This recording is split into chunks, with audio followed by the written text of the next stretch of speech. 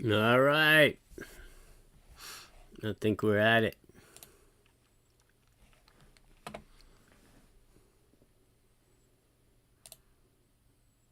Had a little trouble with the software.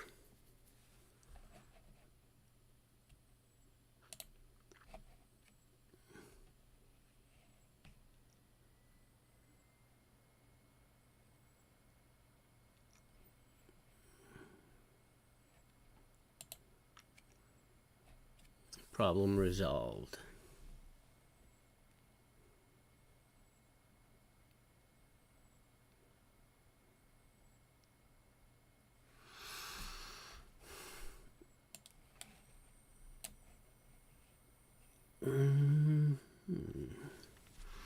So, what are we looking at? Yeah, market's just grinding up a little bit. Nothing really matters till the Fed comes out.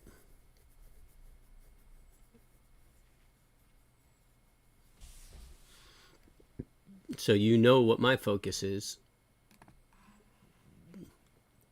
Sitting on my hands.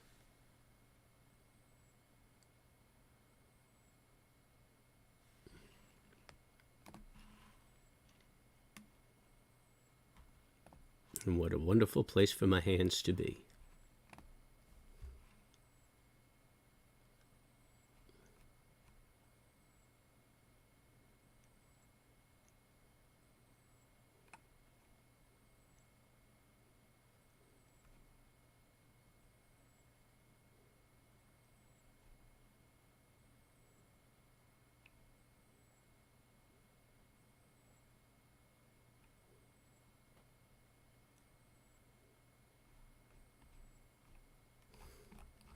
Triple biocides.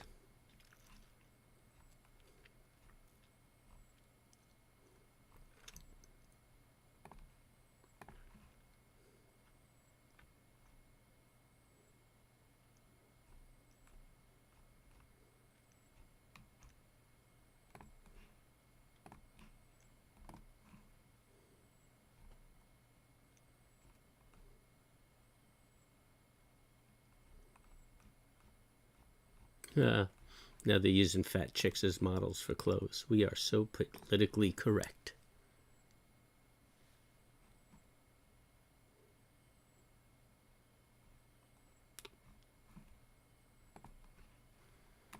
Mm-mm-mm.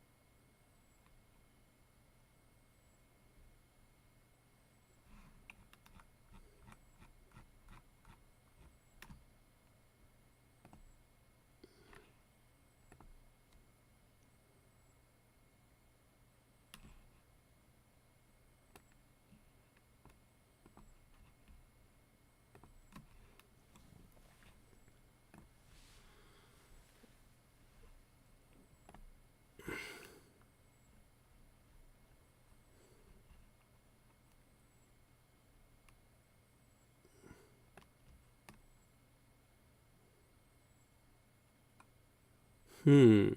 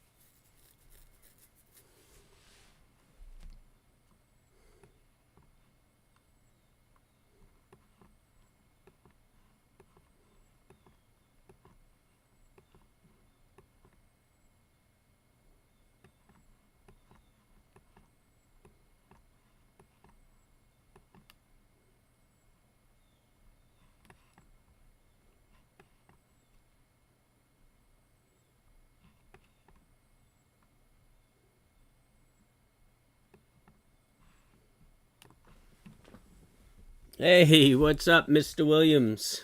How are you? We got Fed Day today, baby.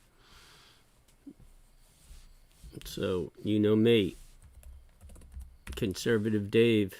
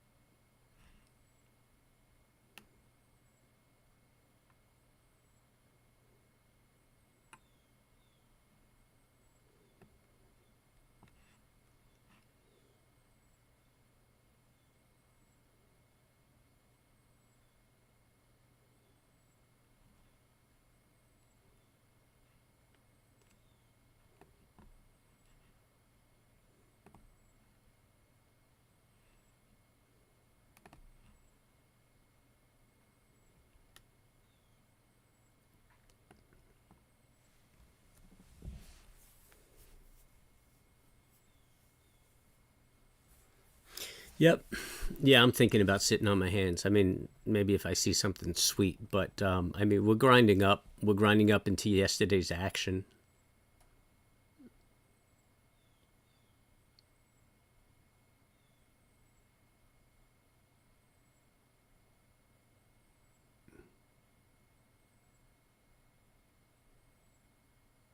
So, we shall see. And with the Fed out there, I mean, who knows, man? It's going to be all over the place.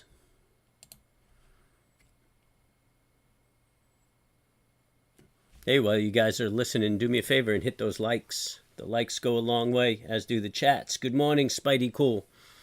Good to see you back.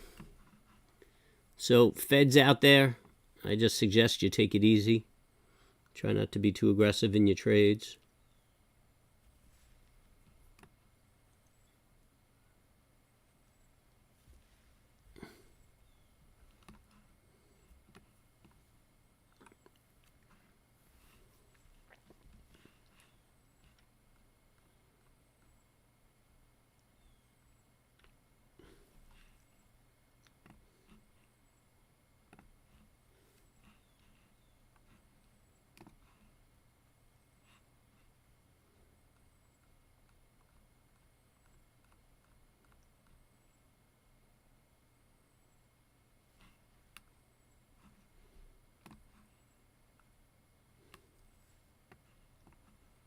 Mm-hmm.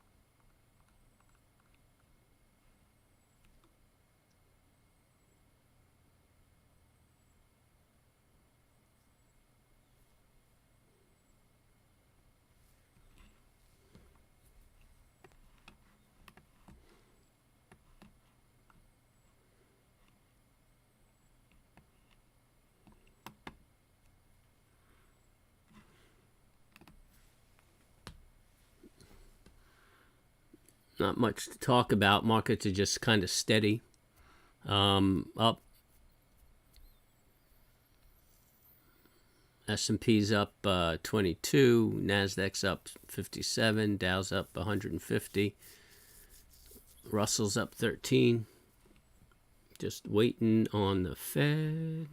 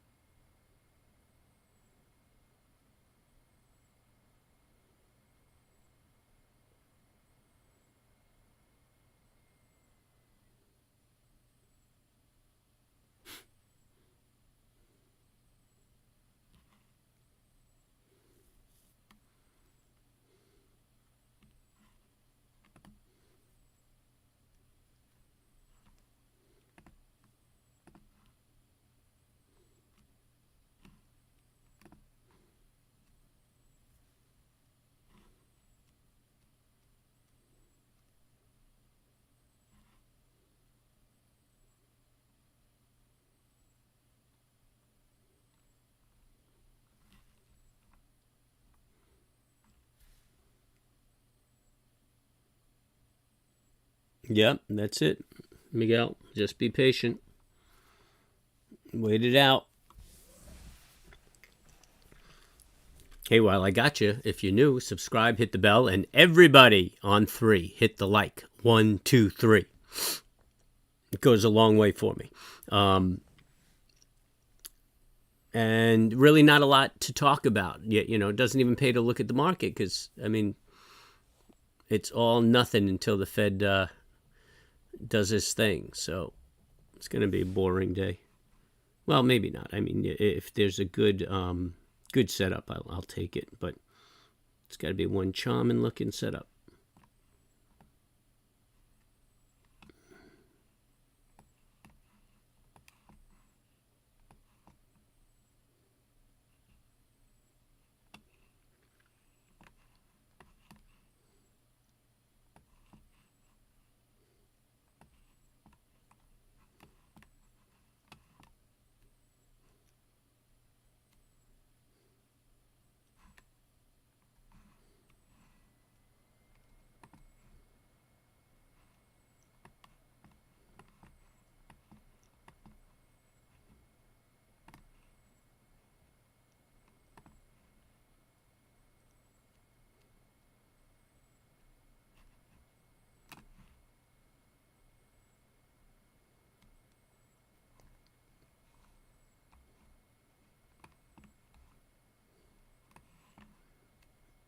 Yeah, that's crazy, Marina.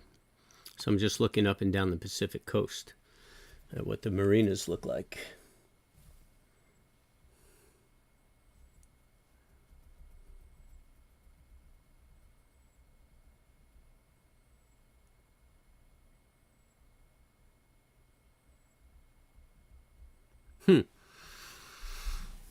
Got 8 minutes, and it looks like for the past hour, everything's just been grinding sideways. Momentum seems like it's fading off. I think it's going to be a boring open.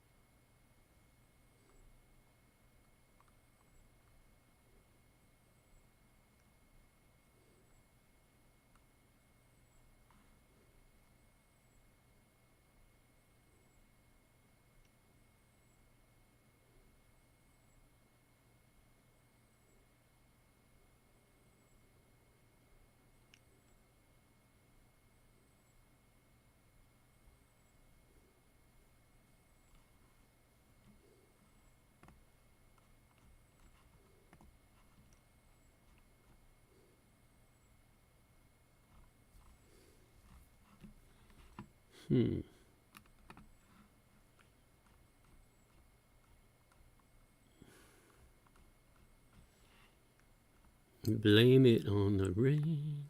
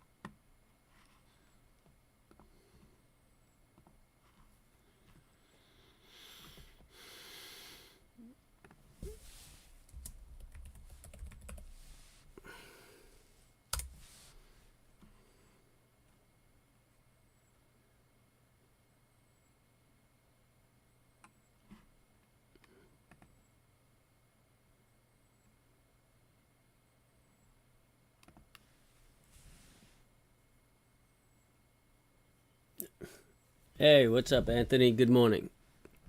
What's clicking? Yeah, my mouse is clicking. I'm looking around at. Oh, look at that! Look at that! Composites pushing down into the open.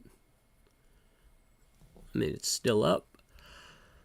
Oh, but it broke that channel. It's been building for the past hour. Now it looks like it might be creating a run on stops. Really nothing to consider.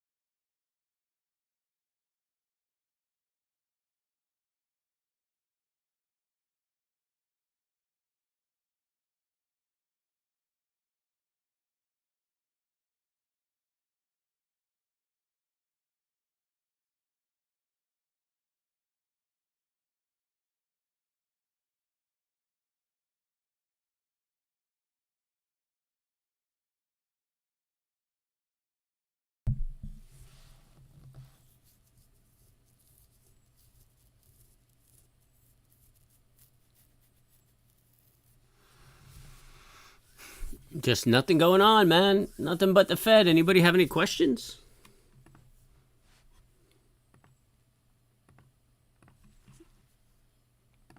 Mm-mm-mm.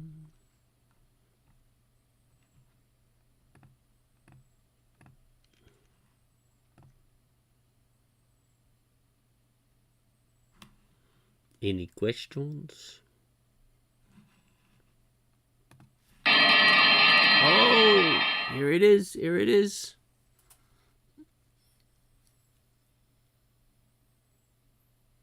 Yo, what's with the delay? I'm not going to look to take that opening trade, man.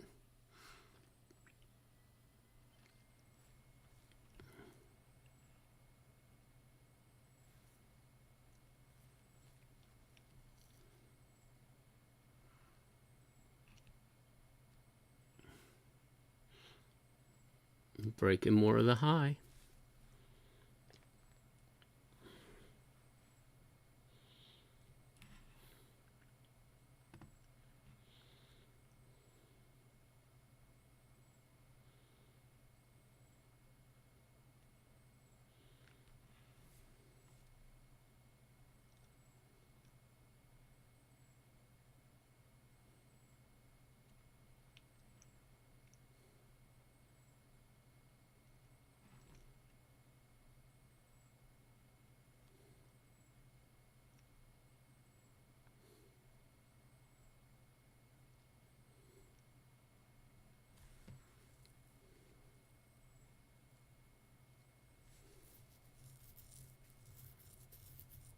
Just getting overextended on the 5-minute. Good value on the 30. I think we're looking at 87. Should have a little resistance around the 80 mark. If we could pop through that, we're looking at 87.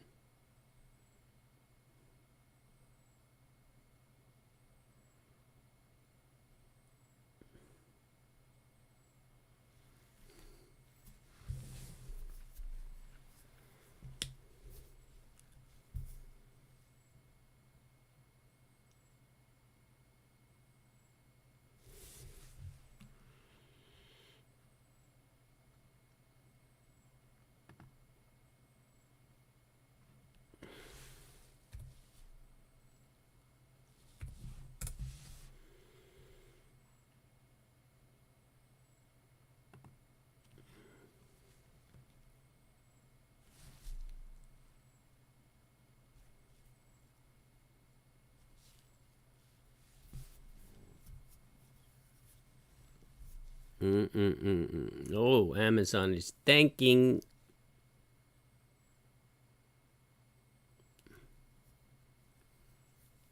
Russell's giving it up.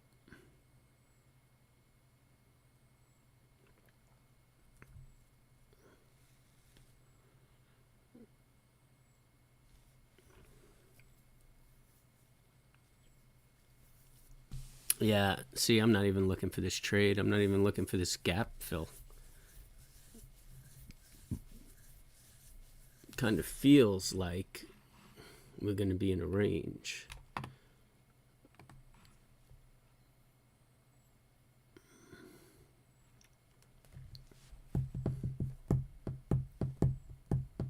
Got oil today too at 10:30. That's going to make everything a little choppy until after that. It's pretty strong move down though. You could take this break at a low if you're interested. I'm not going to take the trade myself. Russell's supporting it, definitely moving down. S&P, the composite looks like it's making that serious move down.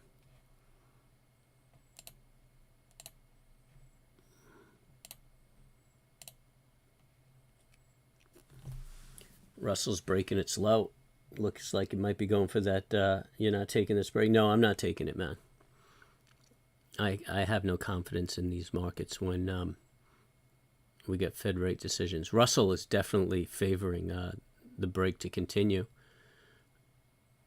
Dow's bouncing back a little bit. Composite's kind of just sitting around there, putting in a bear flag. You might want to wait on that 5-minute and wait for a break of the 5-minute low. I mean, that's a serious shooting star, tombstone right there. Or you could even call it a shooting star. And a break of that low is a good entry.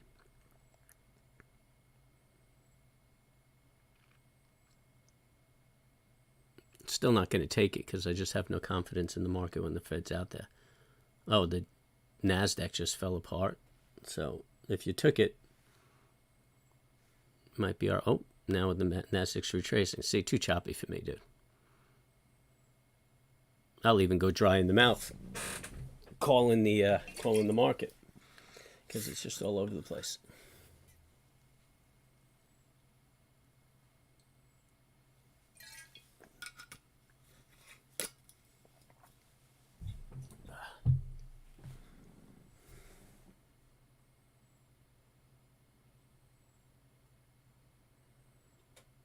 Hey, everybody. Did you subscribe, hit the bells, and hit the likes? Hit the likes. Like it up. Throw in a comment. Even if you're listening, just say hello. Helps my algorithms. You help me, I'll help you. You know what I mean? Forget about it. Oh, Apple's turning around. See, Ant? I mean, yeah, it may still go in the right direction, but I don't like trading like this. It didn't even break. I mean, if you held to that 5-minute bar, you're not even in a bad trade. 70 28. Never broke it.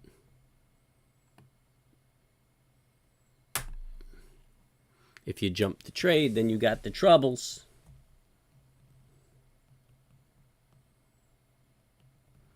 Oh, over here. I love hearing it. Where is over here, man? Going to mint.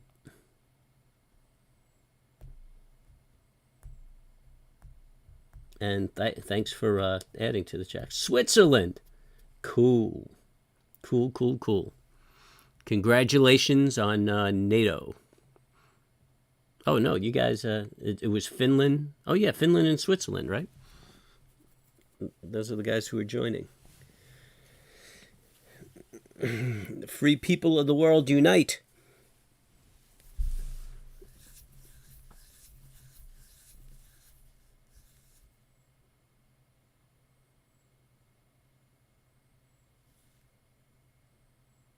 Nah, XD? I don't understand. Oh, Sweden. Sweden. All right, cool. You're surrounded by the EU, but not part of it.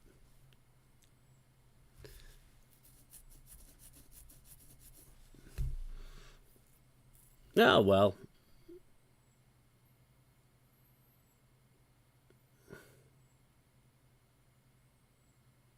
Oh, yeah, that's what I mean. NATO, yeah, I think Sweden and Finland joining NATO, yeah.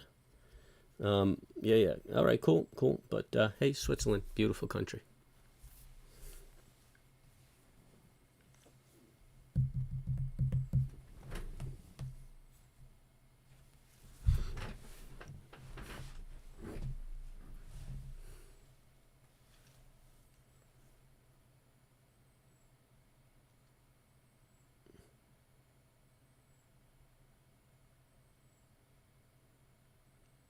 Oh, Sweden and Finland, yeah, not Norway. Is Norway part of NATO already? Oh, yeah, because they were talking about their fuel supplies there, right?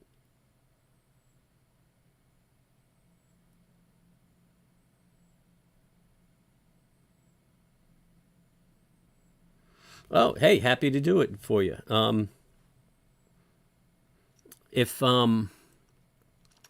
If you have any questions, man, just ask. If you ask in the comments, I'll get to it also. And I might speak to it in the following day's stream. But, yeah, glad you're joining us.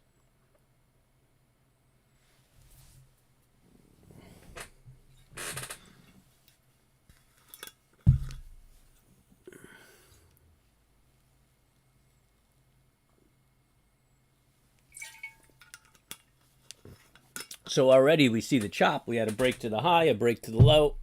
Just try to figure out where this market's going. We're already at it, 10 minutes. Can't get a direction.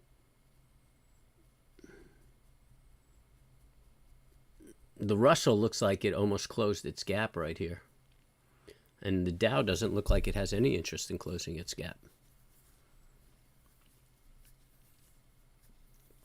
I think we're just going to be range bound. Oh, Switzerland is in EU. My advisor. Sweden.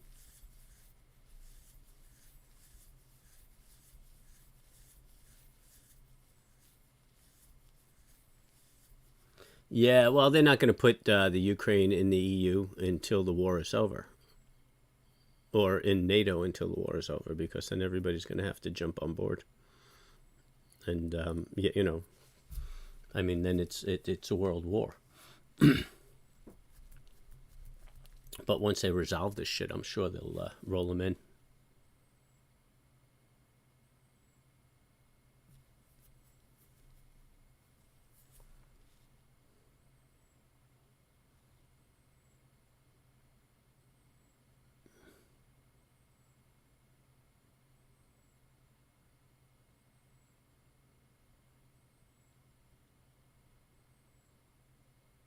Well, okay. First of all, no such thing as a stupid question, and yeah, that's not just cliche. That's the reality of it.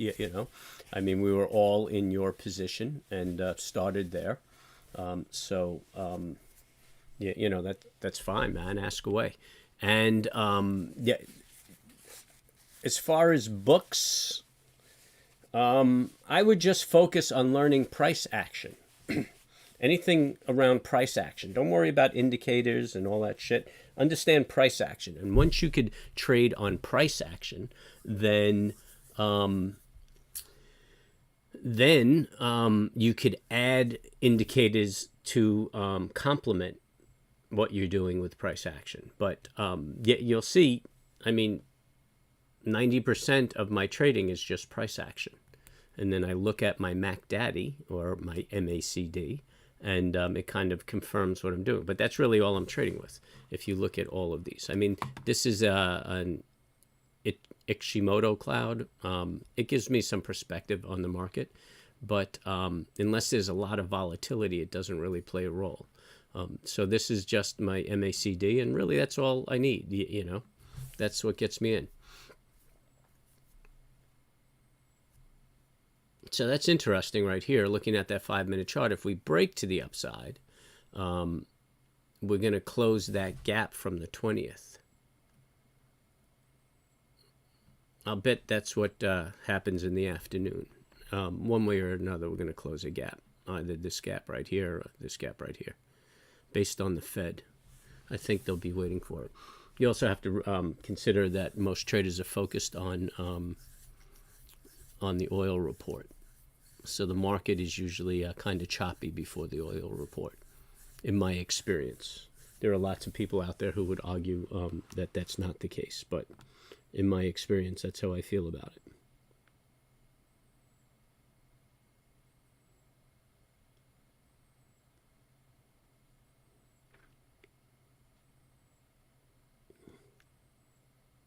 Tesla's testing the high of that channel. That's interesting enough. Come on, TBT, float down.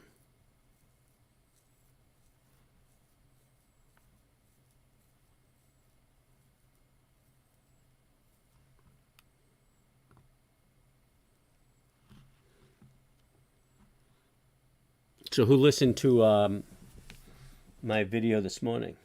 No, I don't use an RSI. RSI is a momentum indicator. So it's relatively the same as the MACD. Generally the same idea. The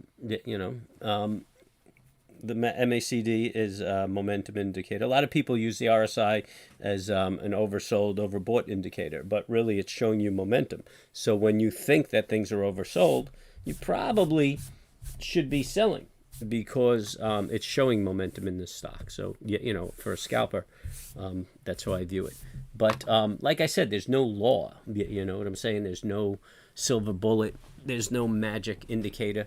It's if you understand price action, then any indicator could substantiate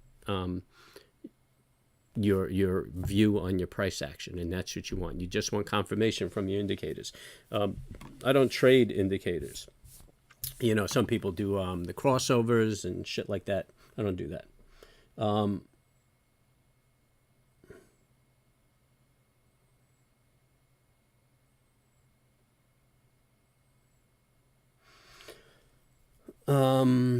You look into that more. What platform are you using for your trades? Well, what you're looking at right now is TradeStation, and but I trade on a couple of different platforms. But TradeStation's a good platform. Also, I liked Ninja Trader, and I used to trade on that. And I find that that's best if you're trading futures. I like trading that. But this is not a bad platform, TradeStation. And I've only been using this for about a year, I believe.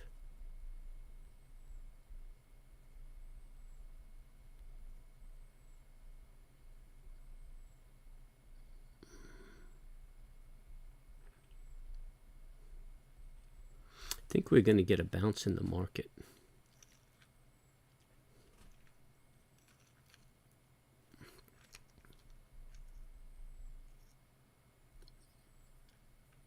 I'm talking over a longer term. What am I seeing? What am I seeing? What am I seeing?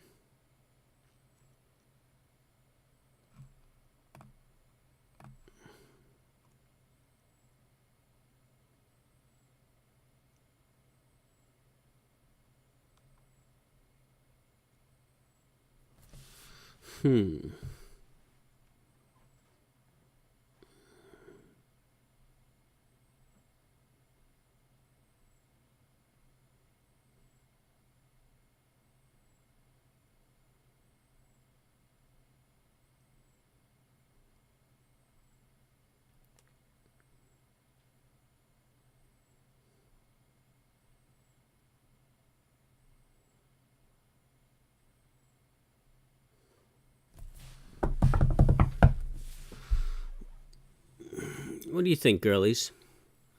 Think we come up to that 4,100, 4,090 area? What is that right there?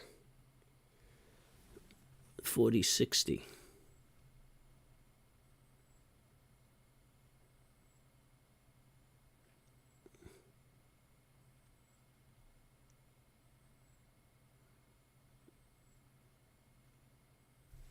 Let's see if we get that 4060 bounce.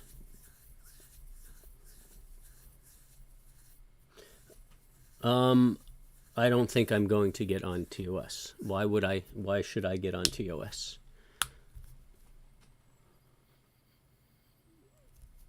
What is your argument?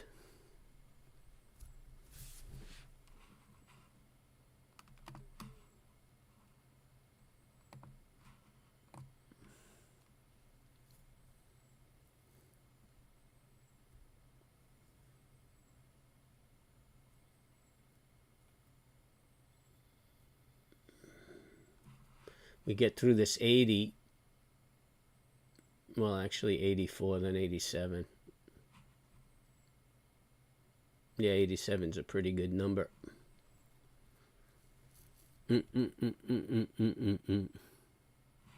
Making that move to close that gap of the 20th. Hitting a little resistance right around here. Oh, trying to break through it. Get on it. It's a good strong bar on the 5-minute.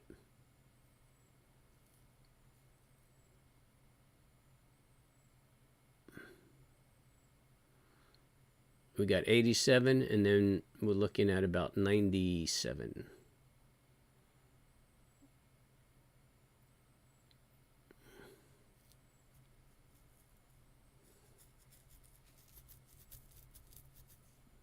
This could be a good trade to break that high.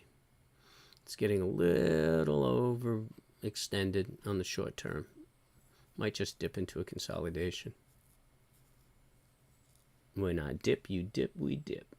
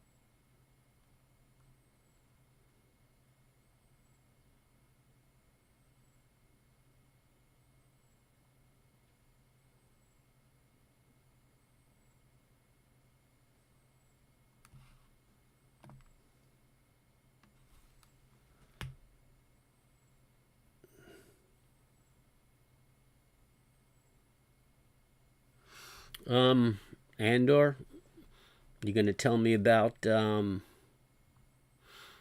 TOS and why I should get on it?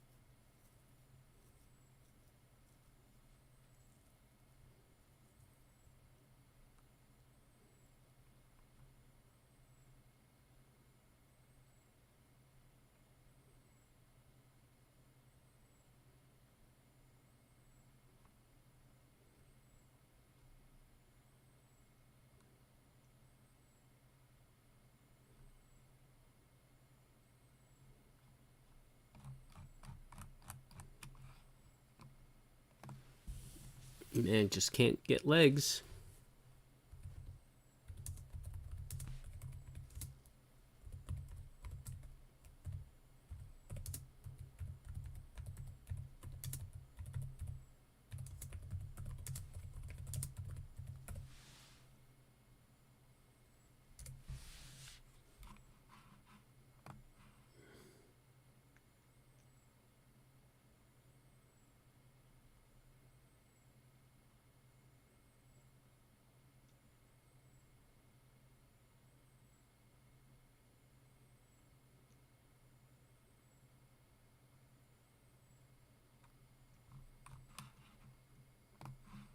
You're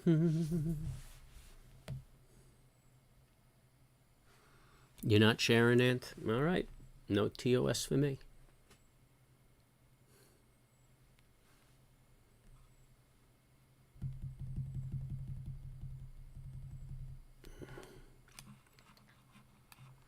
Never got to that 87. See, that's a hard target, and it's having a hard time getting there.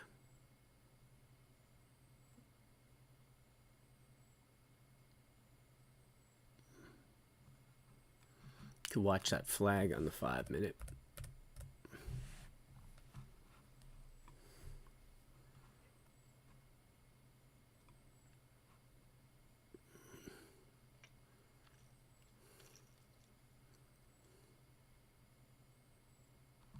Looks like a double top on the 1-minute.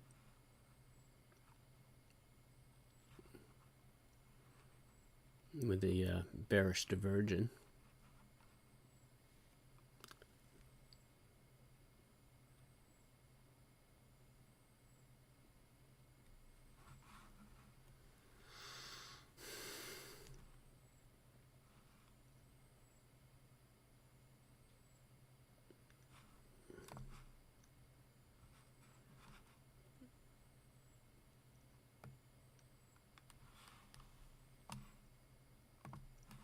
Look at that map.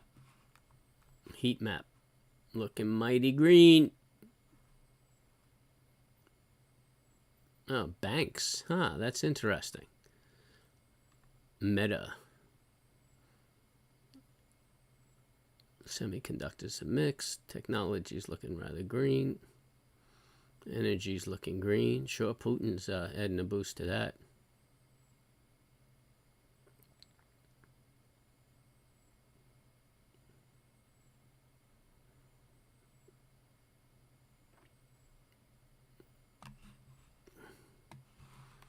People expecting the Fed to come in light, or maybe it's selling the rumor, buy on the news.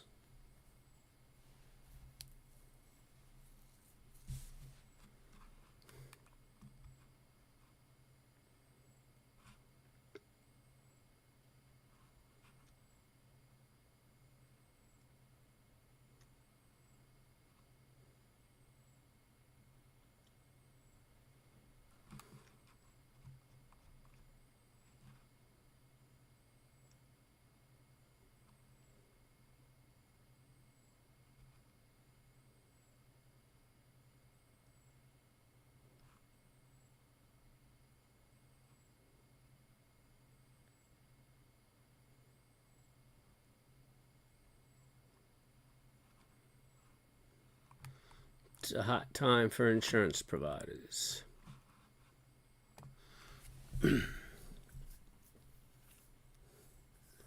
You believe the financial sector going to have a turnaround? So far this year, they have done real horrible. So the financial sector, I mean, that breaks up into different sectors.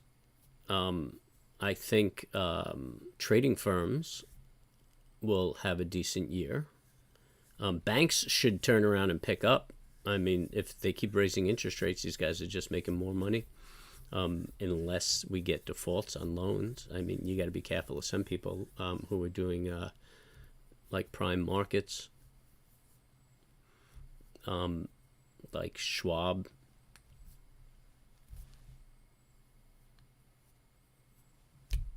But you know, what aspect of the financial? What are you invested in, Miguel?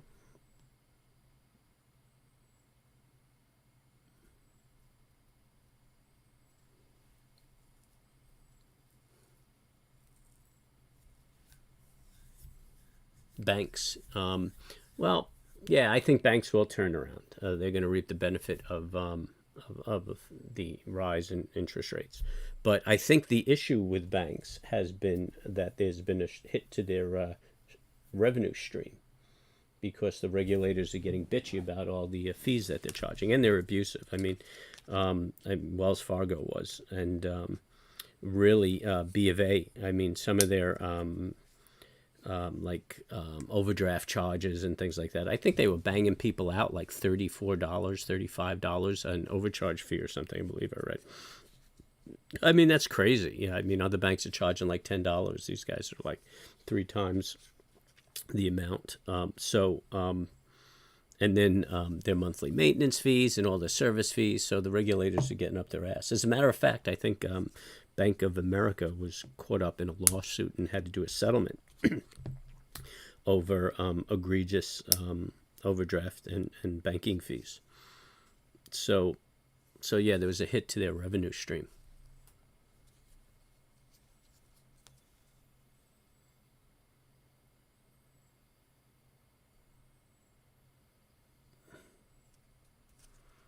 Yeah, Bank of America sucks. I mean, as an individual, I don't know why you would use them when there's so many accounts out there that are free to individuals.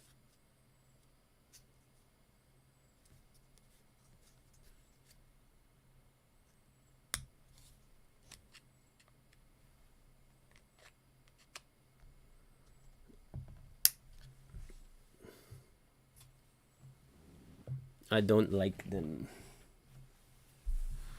at all.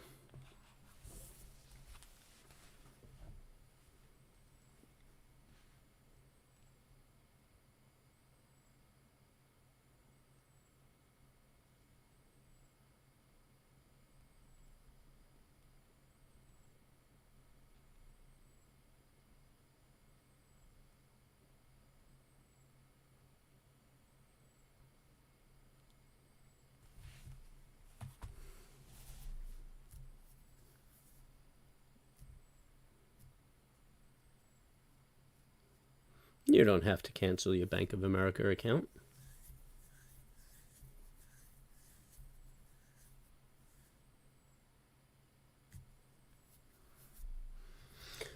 I prefer some of the online banks. The technology is a little more advanced. I mean, the only issue is, you can't deposit cash. That's like the biggest problem you have. But I don't really live a very cash life. So it hasn't really been an issue for me.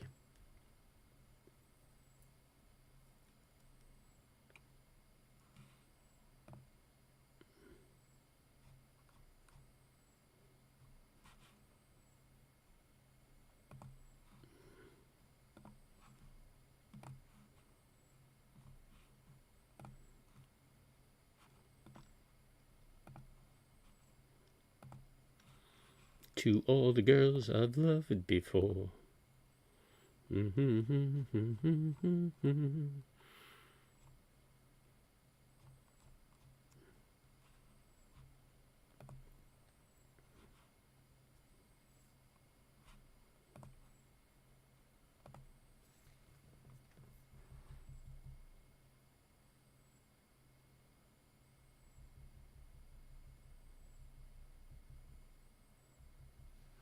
Well, that's important.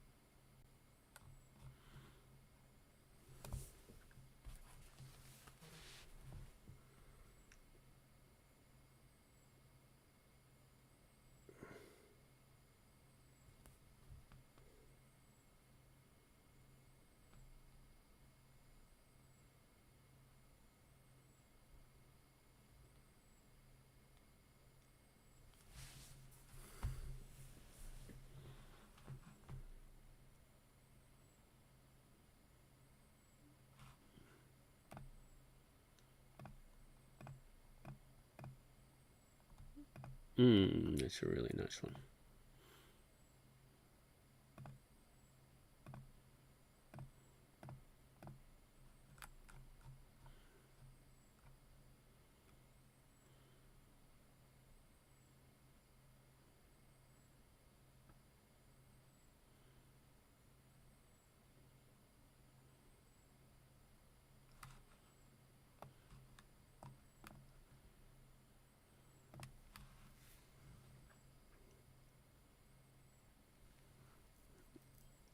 Yeah, we're just chopping back and forth.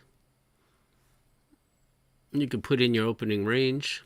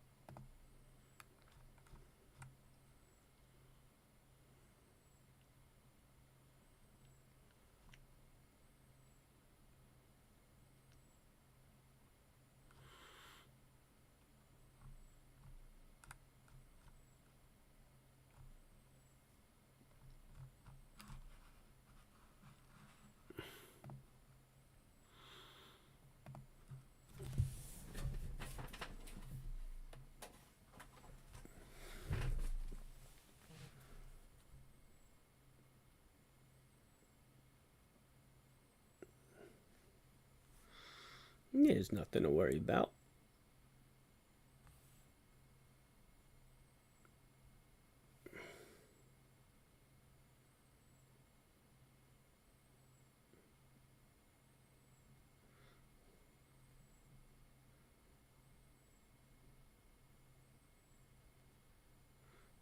Be careful.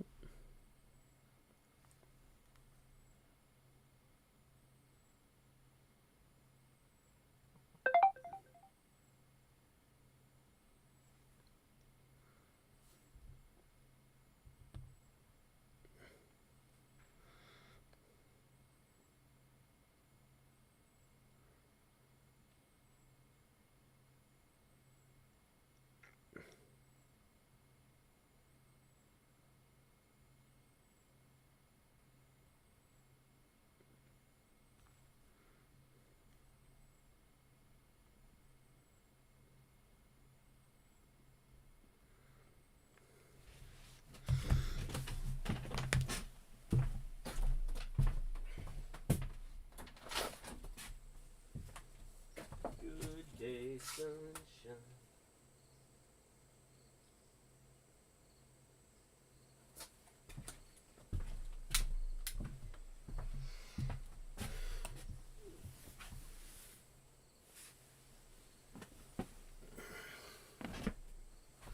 Looks like the sun is kicking up. So we got a half hour before the oil report. We might get a little legs on the market after that report. But right now, I mean, we're just range bound and consolidating before the Fed. Just what we expected.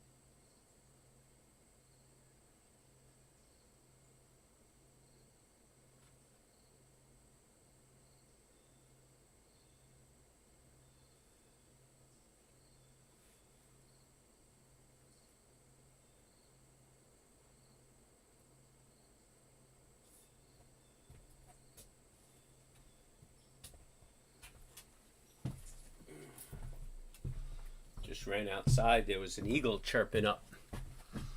Wanted to see if I could catch him. Well, at least see him, not catch him.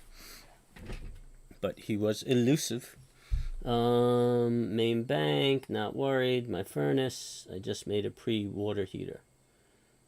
Now, my water enters at room temp instead of 50 degrees. No one is talking. Yeah. It's a good idea, though. Nothing's happening. Oh, we're pushing up. We're pushing up, trying to make a high. Momentum looks pretty good on the 5 minute. It's fading on the 1 minute.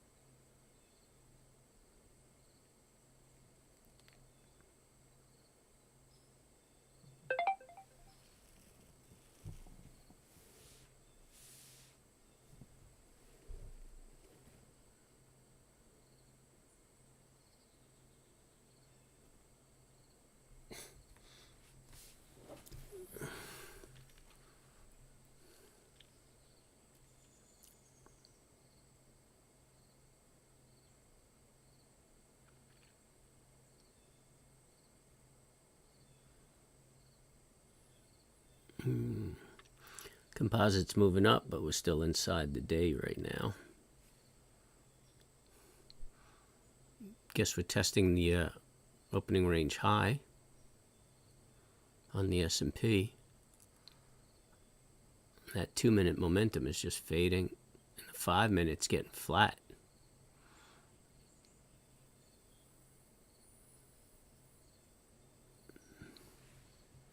Yeah, it's just not a trading day for me.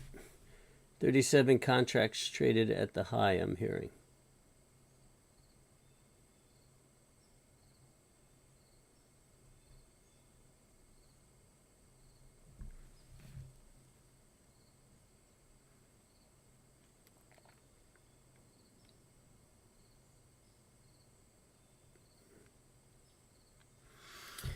Yeah, XOM took a pop. Actually, yeah, I was looking for XOM to pull back a little bit, but because of what Putin pulled, it popped.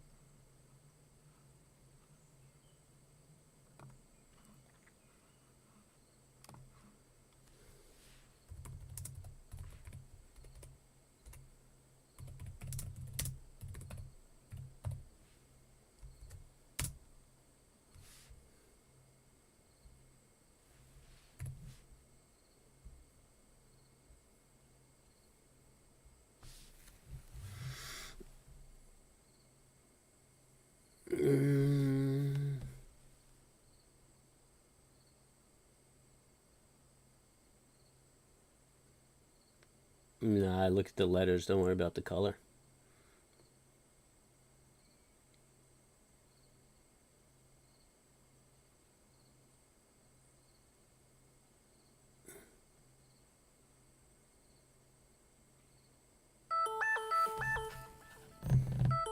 Hold on 1 second, folks.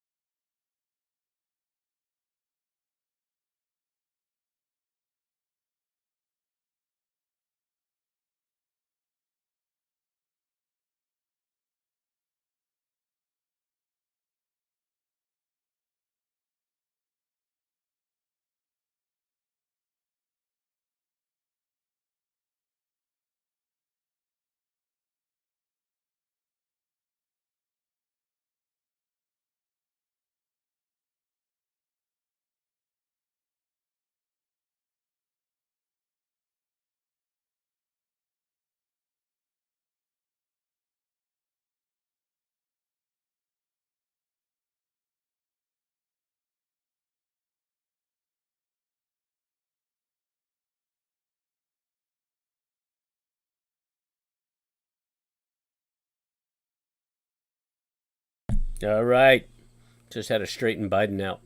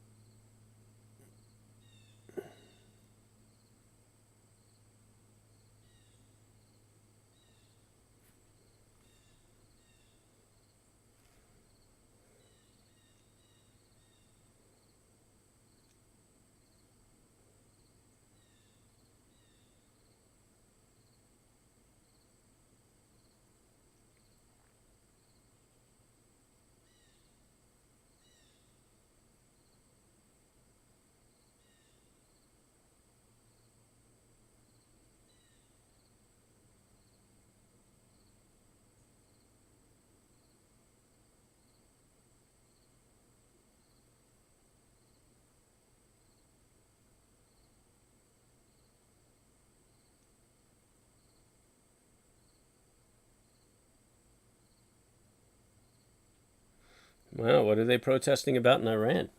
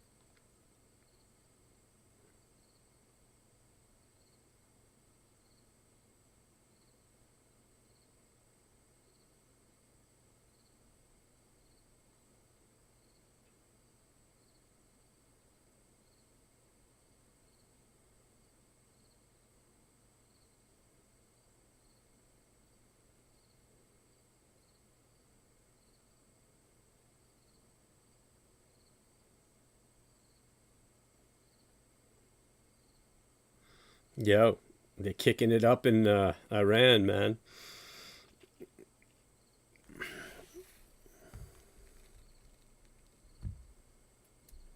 I'm wondering if he's going to hit us with 50. Um, so, yeah, that's what my thoughts are.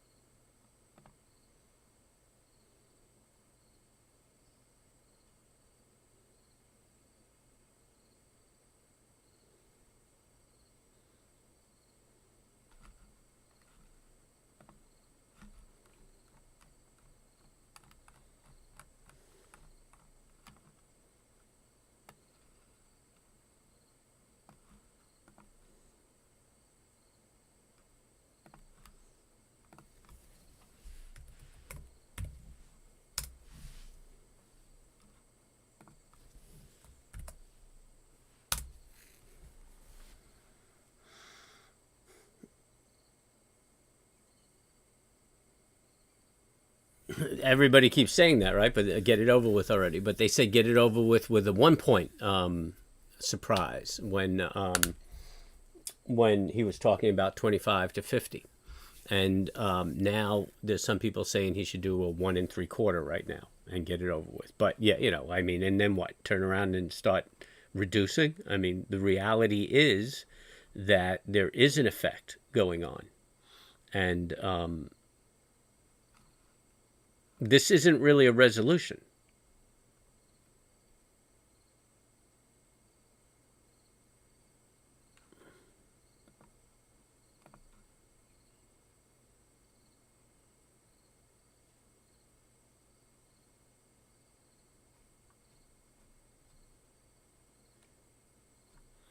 You know, the raising of these interest rates. They don't need to rush into it because it's not, I mean, it's really not going to affect inflation.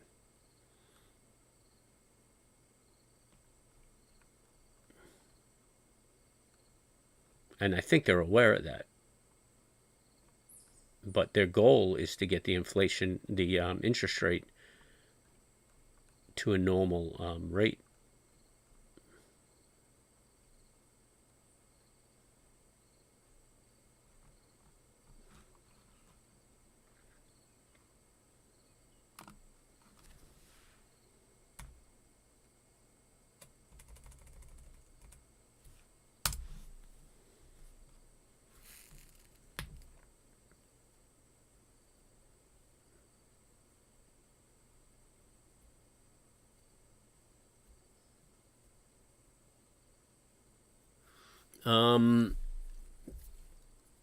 What's the rate right now? I think it's like 3 and change, 3.12 or so. But you know, it also depends on the auctions, on the bond auctions.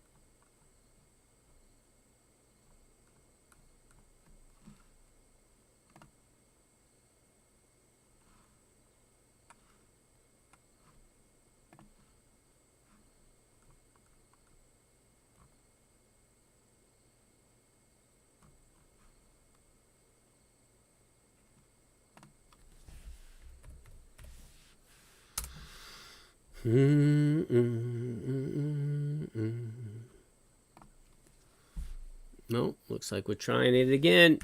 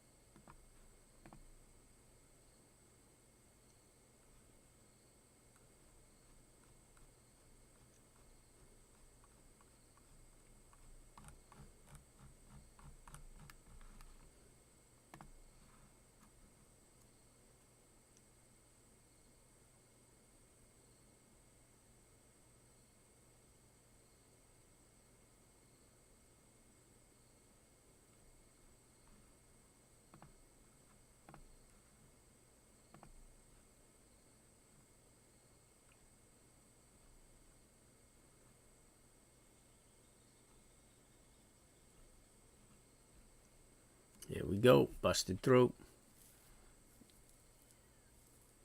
That's the 87 I was looking for. Should hit some resistance there. If we could pop through that, we might be looking at 98.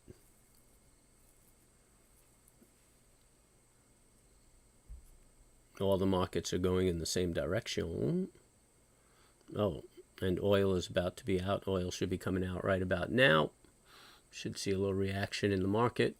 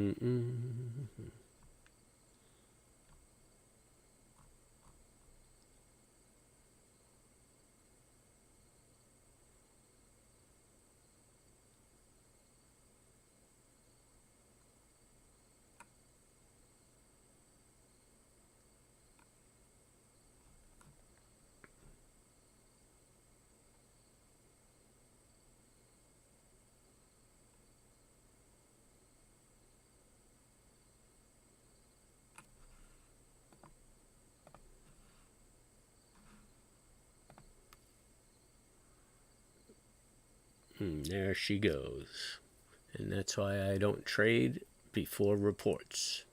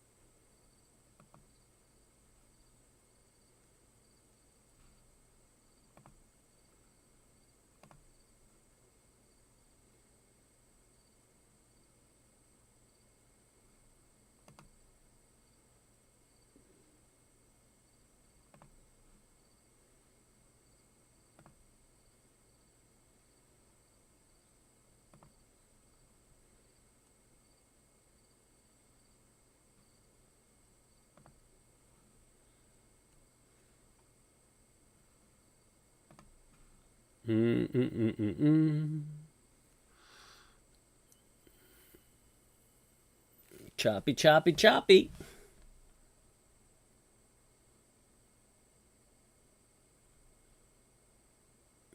Oh, that's not the interest rate I'm talking about. The 30-year fix, yeah, 6.88. Yeah, that's pretty high.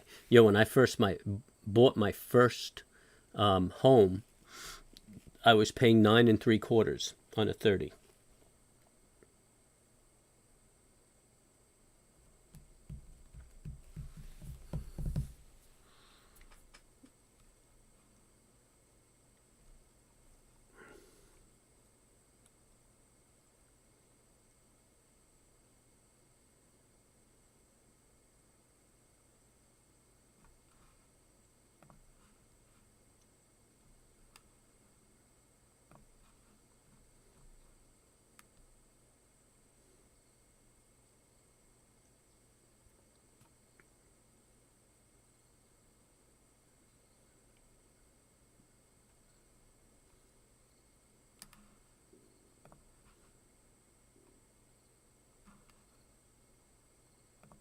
Matcha, matcha.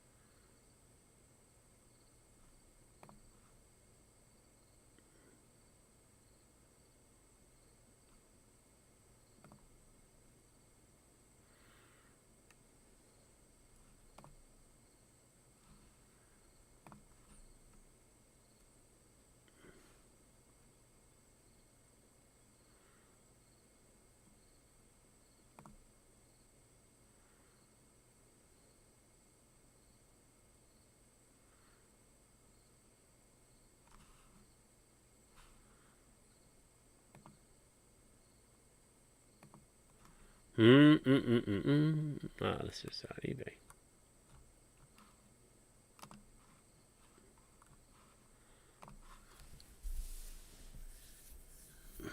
So everybody's sitting on their hands. It's a sit on your hands kind of day. The real pain will be ouch. Did I build it? No. I bought it. Actually, we we had taken my kid. So here's the story. I was walking with my kid. She was on my shoulders. We were in Manhattan. We were walking by what passes as a lawn in Manhattan. It was actually the schoolyard, and there's a small patch of grass, and there were lines going through the grass. And my kid said, "Dad, what are those lines through the glass?" And through the grass. And I said, "That's a lawn from the lawnmower." And she goes, "What's a lawnmower?" I was like, "Yo, I got to get this kid out of the city." So we started taking camping trips, and we would go up into the Adirondacks and take a kayak, and we'd push up into the Adirondacks and go into the back country. And so I was a city boy, really. I mean, you really had no mountain experience at that time or anything like that. So I had my gangsta gun, this really cool black shotgun that I use, 18-inch barrel. It's really a home defense gun, but I'm so good with it that I use it for hunting. And I mean, I've taken turkey on the wing with that gun, and I do pheasant with that gun. I hunt ducks with that gun. But I mean, this was years ago before I was hunting, but I just have a knack for shooting. So anywho, we're up, and this was a 4th of July weekend, and we're up in the mountains in the Adirondacks, and we pushed really deep, and we wanted to be away from the towns and everything like that, so that we weren't disturbed, because it was 4th of July weekend and things were really setting off up there. And while we were sleeping, or in the tent, we hear, I hear the fireworks in the distance, like really faint in the distance, like pop, pop, pop, pop, pop, pop, pop, pop, really faint. And I'm thinking, oh man, I'm so happy I'm not down there.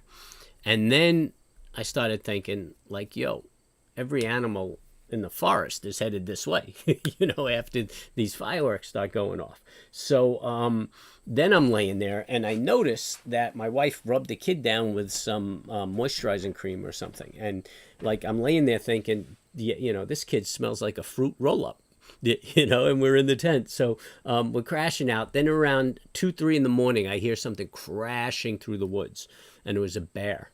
It was a black bear. And again, I didn't know better. And all I'm thinking is, oh my God, we're going to get mauled and everything like that. So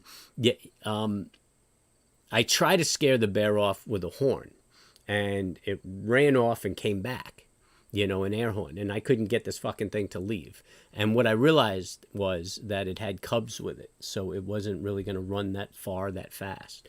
And so I hear it out in the woods, and I told my girlfriend to pack up the kid, grab the kid, really, and we're going to run, get in the boat, and hop into the boat. So we pushed through these streams, ended up in a lake. We were camping on a lake. So I jump out and shoot, put a shot right in the general direction that I thought I heard this bear, and we go running for the kayak. We all hopped in the kayak, big tandem kayak, and pushed out into the middle of the lake. And I figured, all right, if this fucking thing is gonna, come after me, at least, it's got to swim, and I got a good shot at scaring it off, or at least hitting it. And so we were laying in the kayak from maybe 4 in the morning until the sun came up. And really, I had on just jeans, no shirt or anything. The kid was wrapped up in a blanket, and my girlfriend had on sweatpants and a sweatshirt, and we were just huddled there, and it was misting. We were freezing our balls off. It was really funny, really great time. And so in the morning, we rode back to camp to see what the bear did, and there was no damage whatsoever. It's black bear, and they don't want to be around people any more than you want to be around them. So the fucking thing took off. It just had a hard time taking off because it had little cubs with it.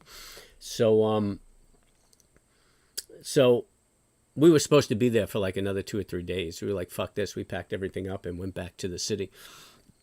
And actually, when I asked my kid, I was like, what was your favorite part of the trip? And she used to say, when the bears chased us. She was like maybe 2 or 3 years old. Um, so, so, yeah, so at that point, I said, all right, um, the last thing I want to do is go camping with a sheet between me and a bear. So that summer we started looking for some property, and we knew what we wanted. We wanted, a lot of acreage. We wanted to be by a river. We wanted a waterfall on the property, a creek and a waterfall and shit like that. And this is what we told the realtor, and she's taking us and showing us properties, but we weren't by the river. There was no waterfall. She's like, I've got the perfect property for you, but there's a house on it. And I was like, I don't want to buy a house. We figured we'd sit on the property for a couple of years, camp on it a little bit, and then build a house down the road. But when we drove up to this thing, I mean, right on the top of the mountain, overlooking, I mean, the views were amazing. You could see the river. There's a waterfall. There's a creek that runs right by the house. There's a waterfall maybe 50 yards back that you hear, at the house. I mean, it was just gorgeous. The front deck was amazing, looking out off the mountain. Quarter-mile driveway. So, I was back off of the road. And then, tons of game land around and a hunt club behind me and a ski mountain on the other side. So, first I'm saying, I don't want to buy a house. I don't want to buy a house. And my girlfriend's like, let's just look. Let's just look. So I was like, all right, fuck it. I looked. And just as we drove up it, I was like, oh man, I'm buying a house. And that was it. That's how we got the place.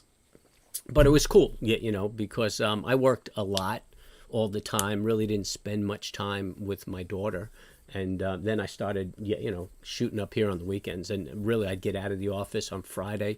We'd jump in the car, fight our way out of the city, through the tunnel. And once we got, into Jersey, then it was a clear shot. We kind of cruised up here. So we would fight our way up here on Friday, chill out, and then leave Sunday night. And we were doing it, every weekend. And it was cool because, she and I started rafting or kayaking down the river. My daughter and I, we would kayak down the river and then set up a campfire for lunch, and we'd make lunch. So we have those memories together. There aren't a lot of memories of me and the kids. I mean, some crazy vacations, like we went to Guyana and went through the back country of Guyana and did the province of the Philippines together, and Ecuador and Chiapas, but that was usually once a year. I would go on these crazy backcountry trips and take the kid with us. But other than that, I mean, no school activities and shit like that. I was always working. So yeah, that's what the house is all about. And actually, we were pretty consistent up here until I got my pilot's license, and then I used to keep my plane up here, and then we just shoot up here, hop in the plane, and go somewhere. So the house kind of sat quiet for quite a while. But those were cool seasons also, hopping in the plane and going somewhere. Those were good weekends.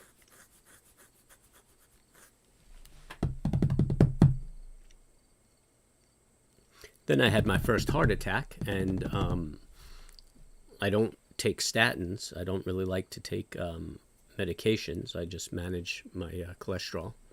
And but the FAA won't give me my license back. Well, I have my license. They just won't give me a health cert.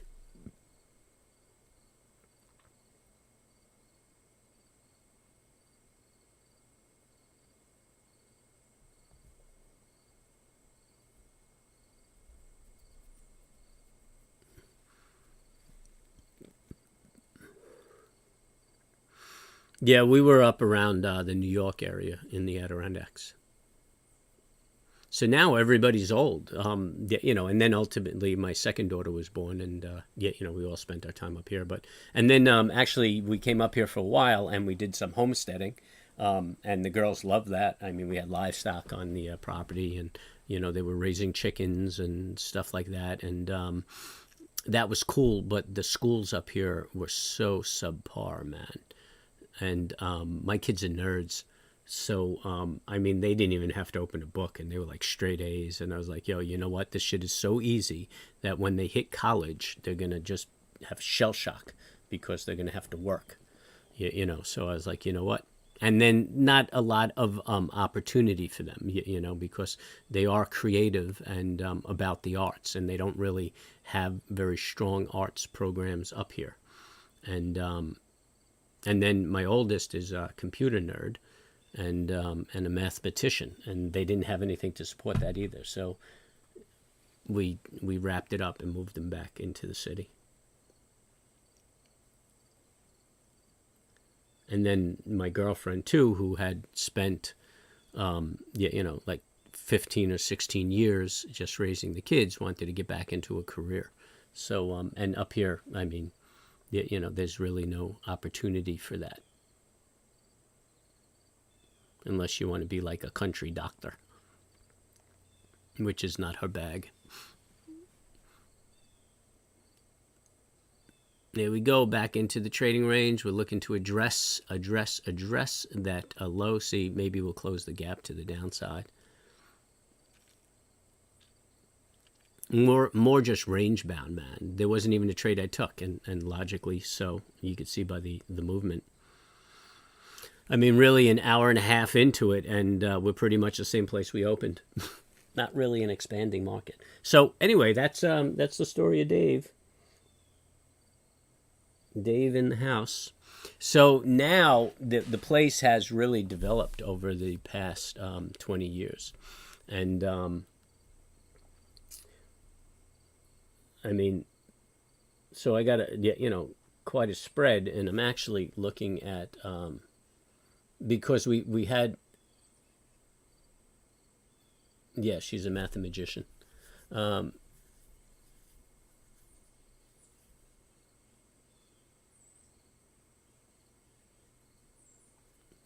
So I'm thinking that the girls don't really want the place when I dropped it. So I might develop the property. I'm thinking.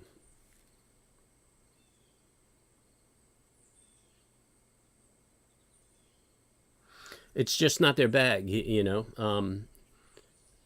I mean, yeah, they're young too, so yeah, you know, they don't really have that forethought.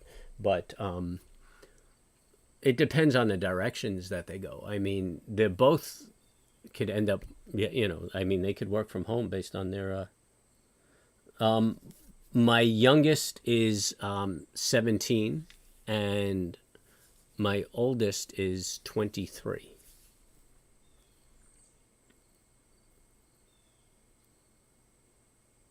Or 24.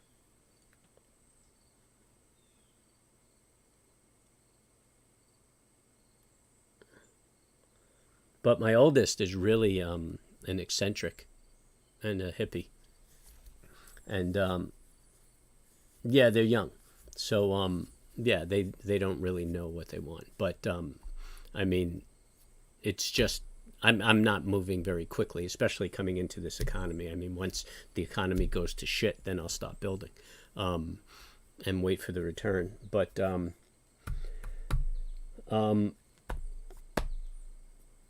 yeah, they may decide down the road. But yeah, you know what? I mean, they'll be able to do what they want. I don't know. I'm torn. I like the idea. I mean, we have water security. I mean, obviously, there's a big issue with potable water, and I think that that's going to be a big problem. That's actually going to dictate the quality of life for a lot of young people, and even probably my children's children will have this issue.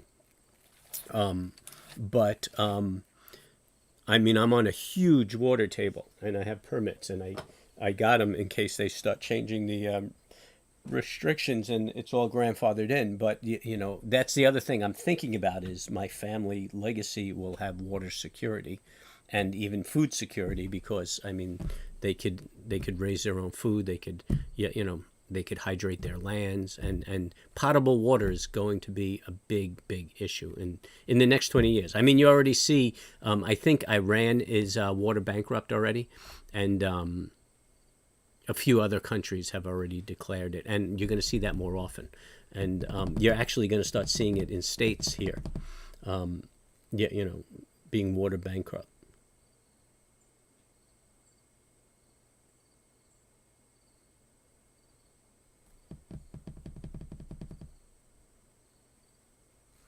Why would you have taken this? I mean, it's a range bound day, and any move you would have made would have, been cheesy or unsuccessful. So, I mean, yeah, it's obvious that you need to sit back and just let the Fed do its thing. There's no good moves here. Don't worry about what you miss. I mean, a good day, there are probably four good moves, and if you capture one or two, you did good. But if you see a day where there's one good move and you're trying to capture that, more likely than not, you're going to get hurt. So it's a probability game. You don't have to catch every trade. You got to make money at the end of the week. Yeah.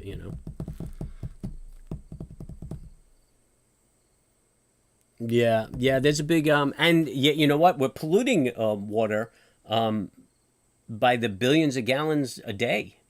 So I mean, there really is no potable water.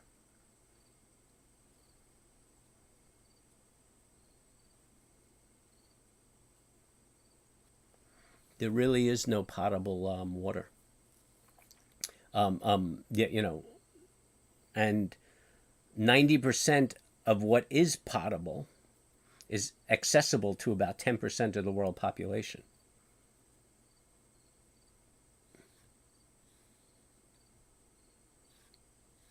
So very interesting times.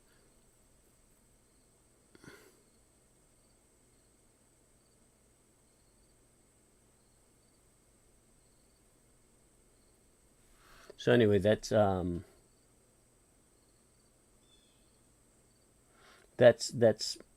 in the future. There will be people from the southwest going to migrate to the northwest and northeast. Yeah. So that's that's my turmoil. Like,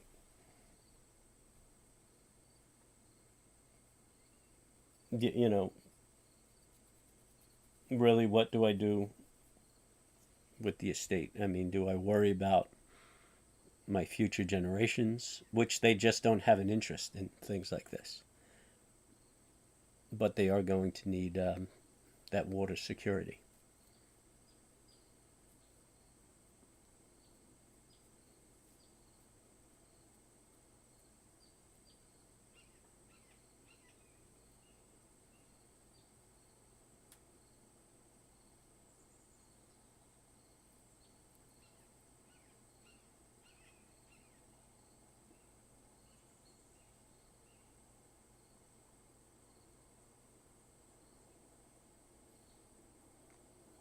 Who knows? I haven't seen hummingbirds in quite some time, man. I think they started heading south. Got cool up here.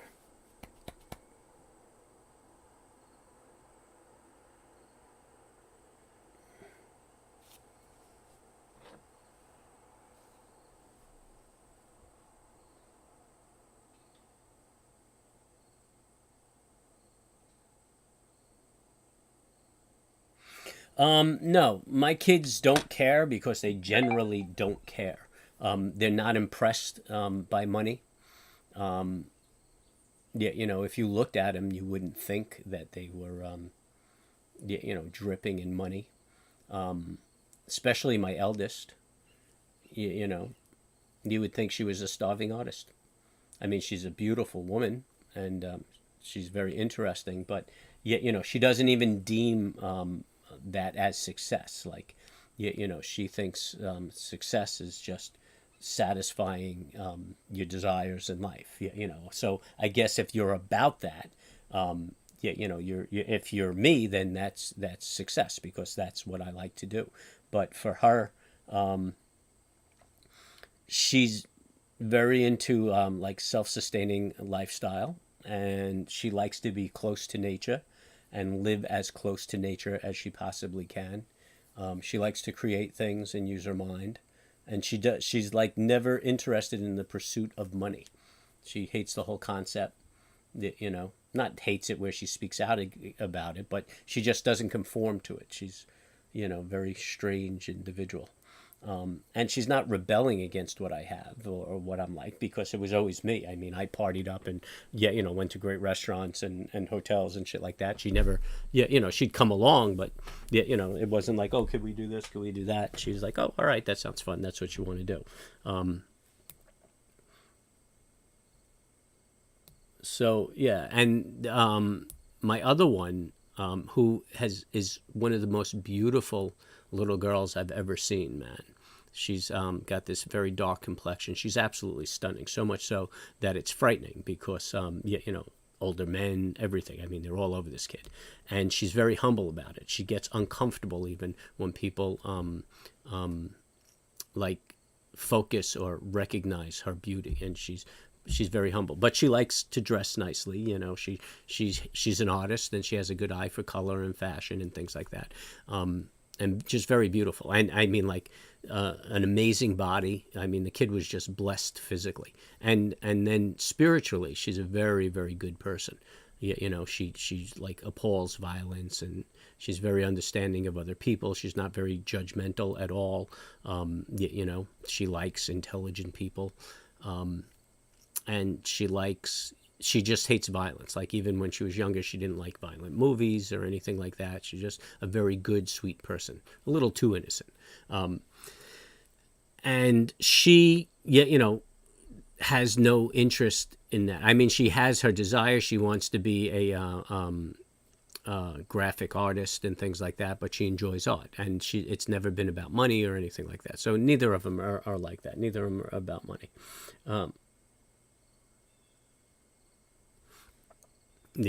And they never ask for a thing either. Even growing up, they've never asked for anything. Actually, my oldest, very weird. I mean, like, one year she made me buy her for Christmas, and she had to be like 11 or 12, a wheel of Parmesan cheese. Yo, and the fucking thing was like $3,200, but a wheel of good Parmesan cheese. She didn't know the price. She's just like, I was like, what do you want for Christmas? And it's always been that. It's always been about food. Like, whenever I asked her what she wanted for Christmas, it was always something food oriented. It's like, the fuck? Like, Santa's got a cooler on the sled? I was like, yeah, don't you want, And dude, she could have had anything. Yeah. I mean, what do you want? A yacht? A castle? I mean, and she's like, food. And my youngest was always like, I don't know, get me whatever you think, or you don't have to get anything. Or usually the response is hugs. Like, what do you want for Christmas? Hugs. I don't know who raised these damn kids.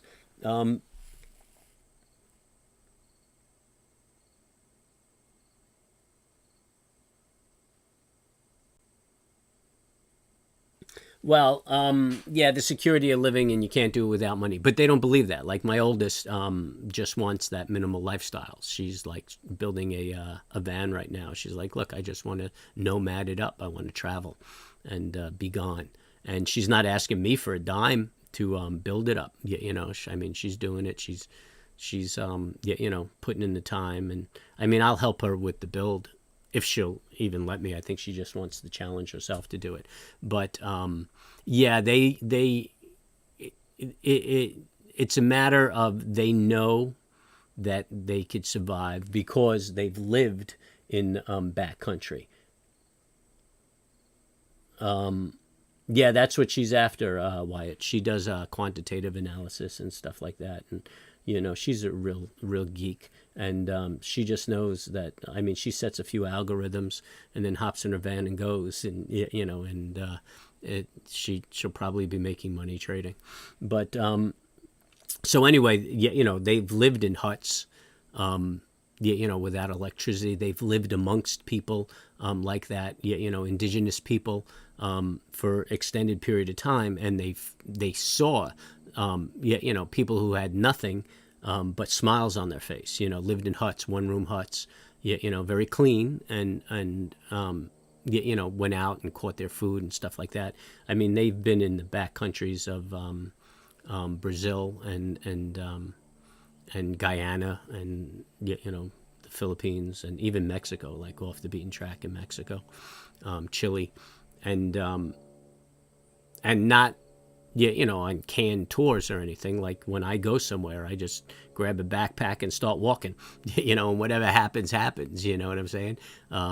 The invention of GPS was like a godsend, and I mean, I've been doing that since the mid '90s. And when they were born, I took them with me. I wouldn't even say when they were old enough. When they were born, I took them with me, and so they know that life. So they don't. They're not thinking that money is security. They're thinking knowledge is security. If they know the environment and they know the playing field, they know how to work their way around it.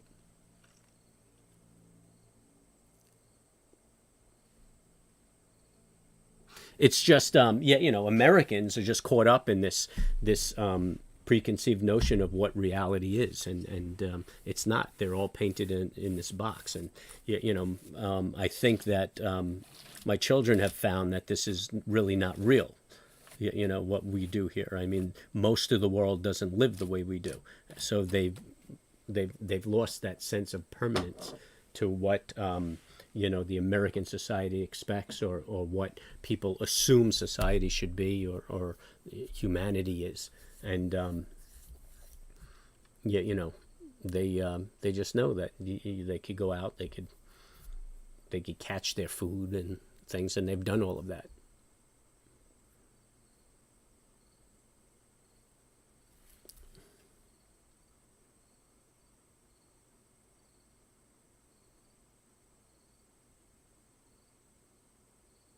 Well, you say that, but that's your definition of what society is, Anthony. You you're tied to it here. I mean, you could go and I mean, just in the States. I mean, go head up to Alaska, and you could live isolated. I was in Colorado, and I came across a real mountain man who fucking lives in the mountains, and that's it. Never, doesn't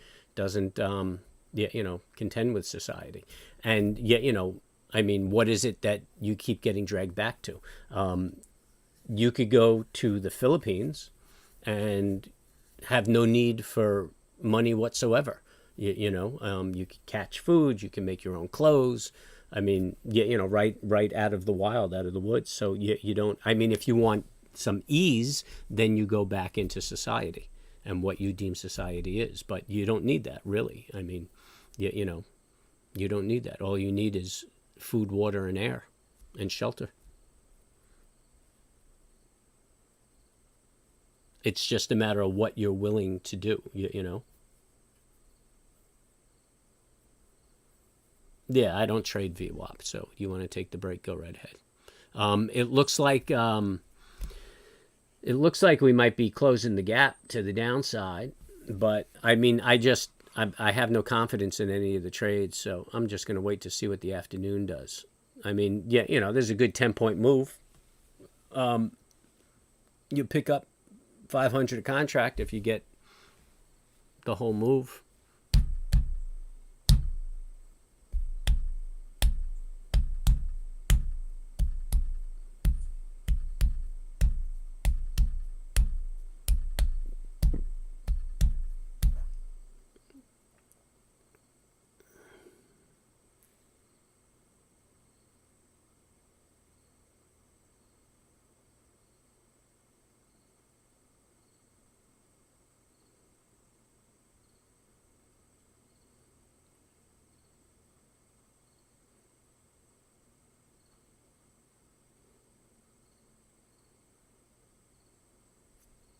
Ah, that's funny. Tied to it somehow, and no matter what. I really disagree. I think that's more a choice.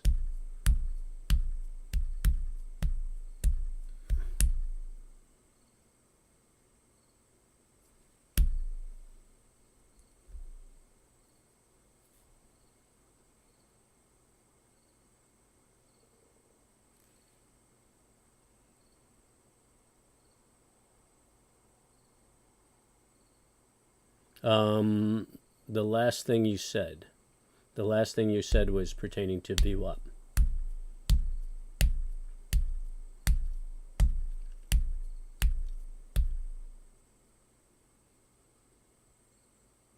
Yeah, you have a trading friend who's doing that on crypto. Yeah, I know lots of people. I mean, yeah, that's what I do, but you know, on a boat. Um, as opposed, I mean, I just don't want to be tied to land. You know, I get much more solitude and seclusion when I'm on a boat than when I'm on land. And yet, you know, once I'm driving, then the government has a right to encroach on my life, and I can't stand that. You know, once I'm 3 miles offshore, I'm left alone. Although technically, the the um, the Coast Guard has a right to board any boat that flies an American flag. But I mean, you don't get that done. You know, if you cruise into a city, you could have the cops on the water that bug you. But the Coast Guard is very respectful of your place, unless, of course, they think you're smuggling people or drugs. But yeah, when you're driving, I mean, yeah, you know, you're subject to the government.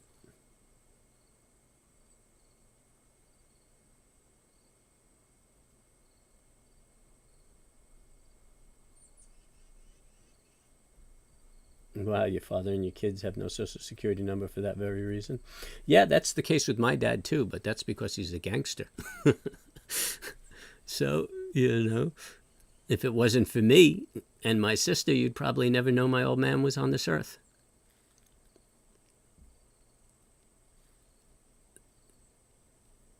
The old bastard. Oh, there she goes. She's grinding down. She's grinding down. Get in it, Ant.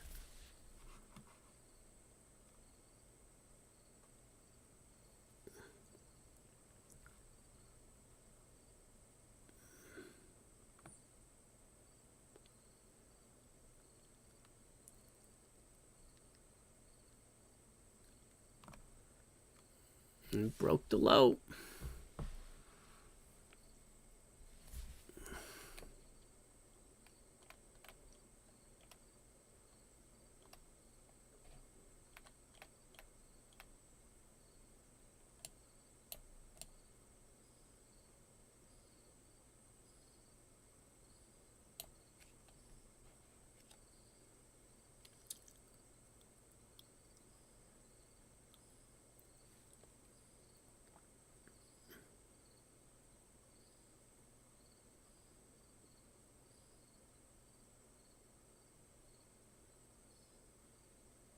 Yeah.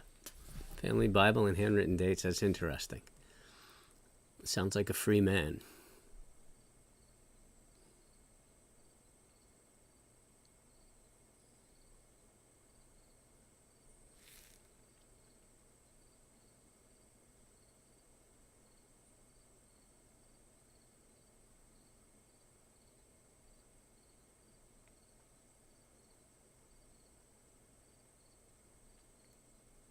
That was good thinking. How old are you, Anthony?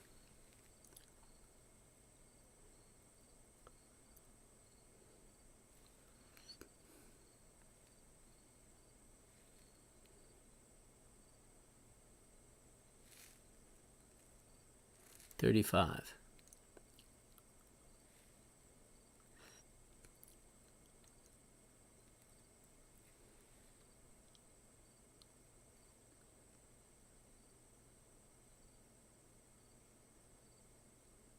Going to be knocking on that 40 pretty soon, huh?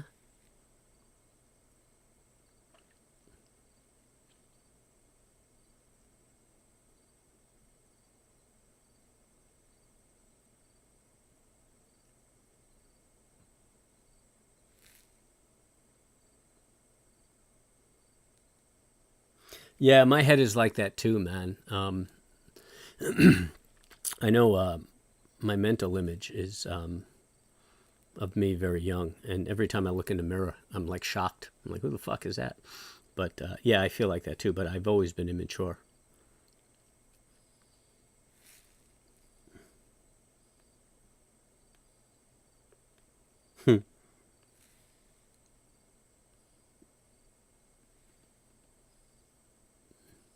bought a house. It's an interesting concept, Initially, homes were bought as a place to put cash, and then they started pushing that mortgage concept, making it more affordable. Really took off after World War II. And so most people, like when you read about it, like you hear about these big $1 million homes, they're not taking these $1 million mortgages, or these multi-million dollar, like $7 million homes, $13 million homes. They just have so much cash that, to diversify, they're stashing it in that, living in the home, mortgage free. And then, then you have the other side of the coin where people are taking mortgages to buy a home, and like you never really own it. And then a lot of people don't realize that what they end up paying on their home is more than they actually get the return, or they buy their homes and then start investing and don't see that kind of return on their investment when, if they wanted 6% on their money, they could just pay off their mortgage, and it's like making 6% on their money, So it's an interesting concept, an interesting theory that was sold, But the reality is the American dream is really a crock of shit. I mean, it doesn't exist, which is, live, own your home, retire, and die in retirement. There's actually only one generation in the history of America that retired as a generation, which is the generation that came out of World War II, the soldiers of World War II, because most of our population had benefits from the military. So they were able to retire as a generation. That's never happened since. Hasn't happened before. Excuse me, Biden's calling again. Need some Putin advice.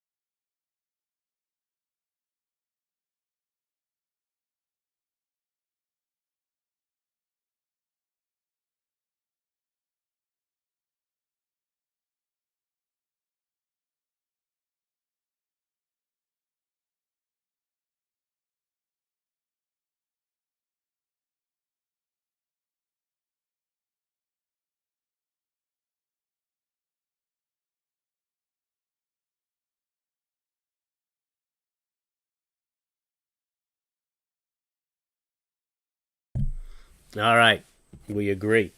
Putin's got to go.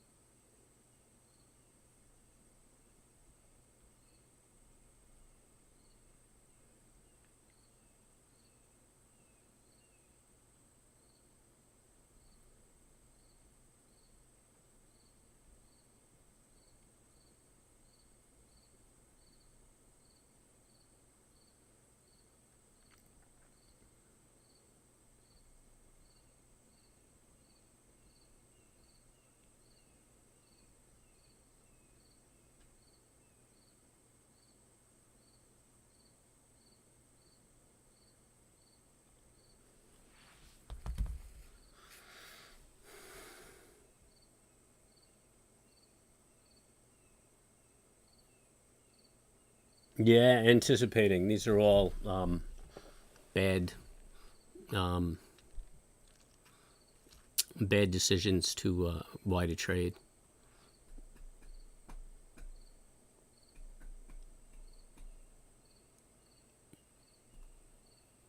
You need confirmation before you enter a trade. Look, I mean, you know, if you took that break of the gap fill, you'd be hurt right now. Or you'd be taking heat at the very least, and now you don't know which way it's going to go. Now you're hoping, right?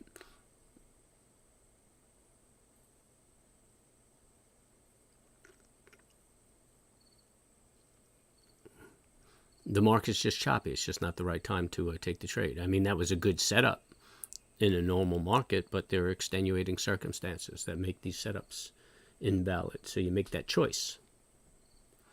We hit the targets on the high where we said there was going to be resistance,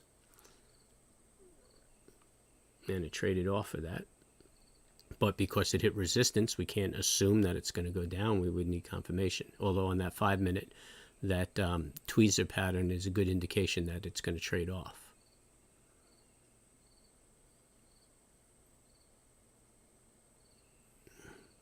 And the Mac Daddy rolling down on the 5 minute as it's making highs, as the price action is making highs, is another good indication. So, I mean, a good entry would have been right here, based on a tweezer pattern, not because, you know, an anticipation.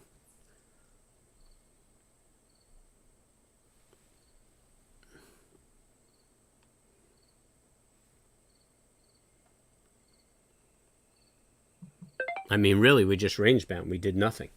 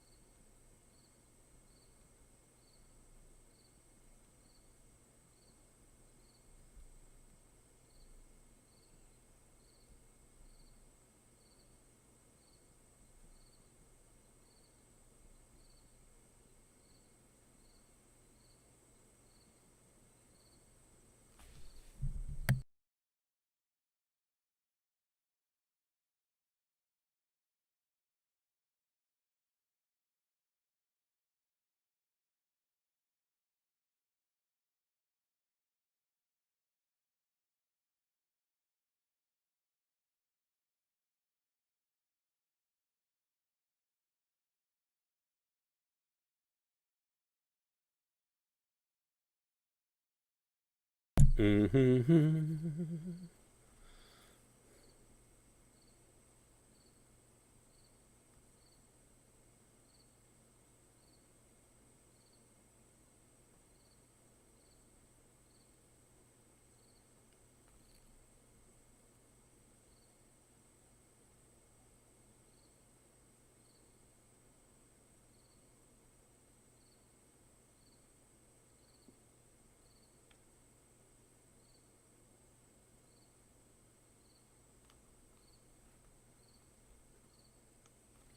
NATO.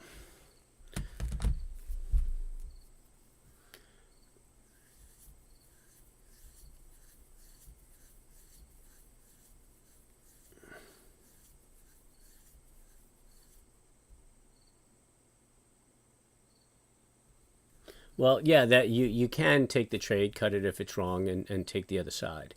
Um, but I mean, you're still looking for the trading pattern. And again, in times like this, you just get chopped up. You go the other side, you're wrong. You trade the other side, you're wrong. I mean, how many times are you going to be wrong? I mean, that's what getting chopped up is. So, um,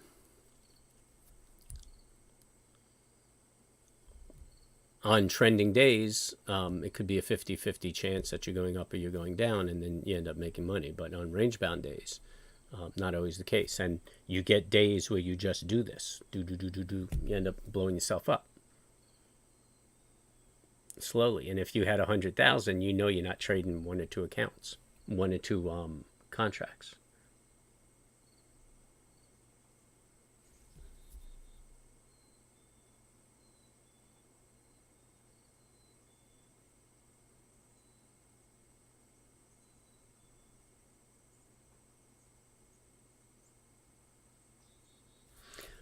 But yeah, I do that. I take a break, and then it doesn't work out. I see the rebound, and I'll go the other way just to make back those losses. And that's what my opening range is good for. So if I hop back into the opening range, I know that I may go back up to the middle, and that gives me an opportunity to to get back my losses. And then I hang out and see if I'm going to go the other way or not, and try to find the direction of the market. And that's all I'm trying to do is each day figure out what the direction of the market is and jump in on that and make a few shekels.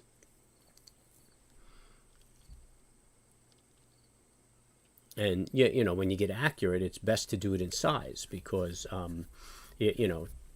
mean, if I pick up 1,000 a contract and I'm doing 30 contracts, it's a good day. It's a good day. I mean, even if you're doing 9 contracts, it's a good day.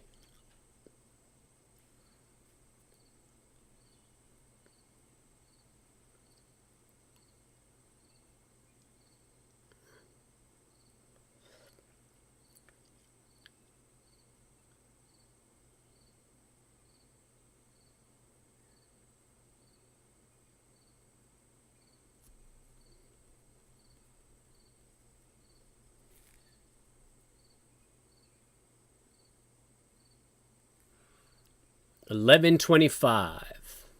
So we sat here all day, didn't take a trade, didn't miss anything, man. We didn't miss a thing, right?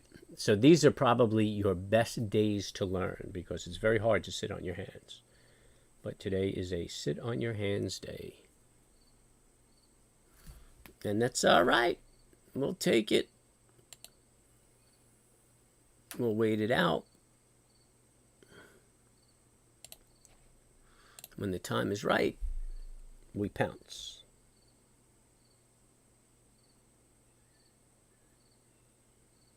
So does everybody remember how I do the non-farm payroll report trade? So basically, when the Fed speaks today, it's going to speak at 2:30, right?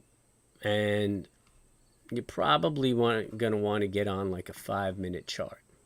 And what you're going to want to see is basically what we see right here, right? You want to see a strong move down, a consolidation on the next 5 minutes, and then another move down. So basically, you're looking for a flag after the Fed announcement, right?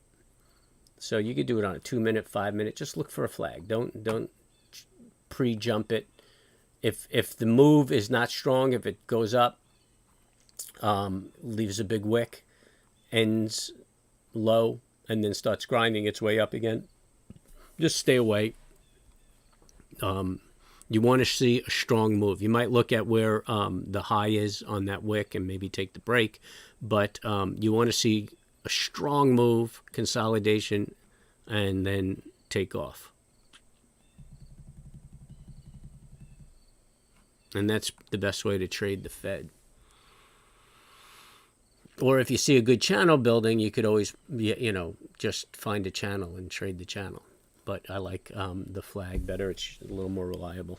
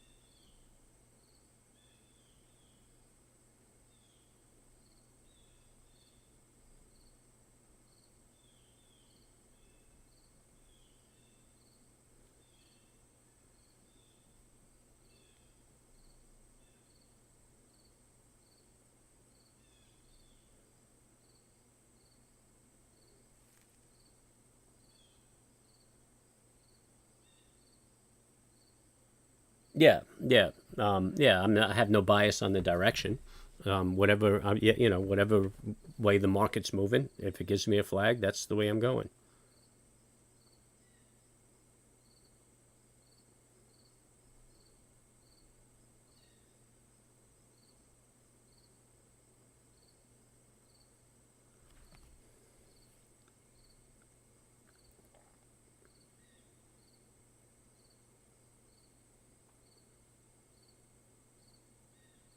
Ah, some serious shit going on, man.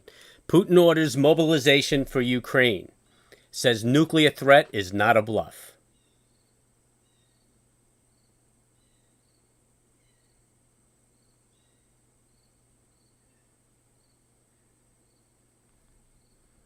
Yeah, baby, we got the troubles.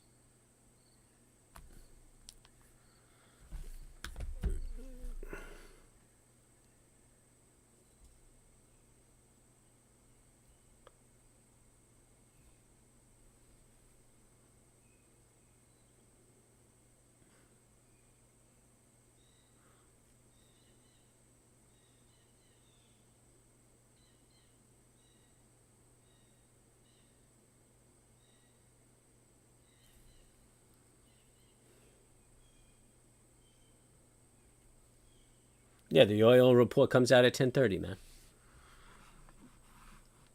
Get in the industry, buddy. Oh, I'm looking. Oh, no, this is the right screen. Bink, biddink, gink. It's good. Tradingeconomics.com calendar. It shows you all the reports.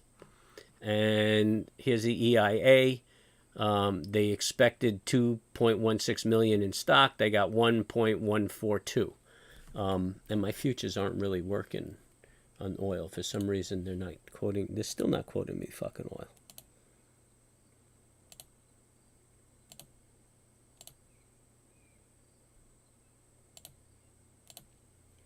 And the use of the front-running contract. It's got to be there.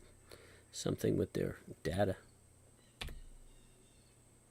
Oh, there we go. So, yeah, oil's at $82. It's actually down $1, which is interesting because we're actually socking away or stocking less oil. Oh, that's gasoline. There's oil, yeah. So our oil stocks are actually almost 1 million barrels lighter than they expected, but oil really didn't move that much.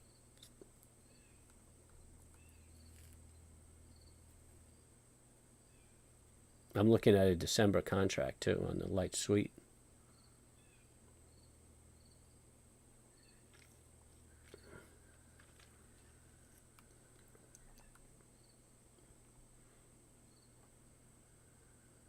So here's interest rate decisions, and there's the press conference.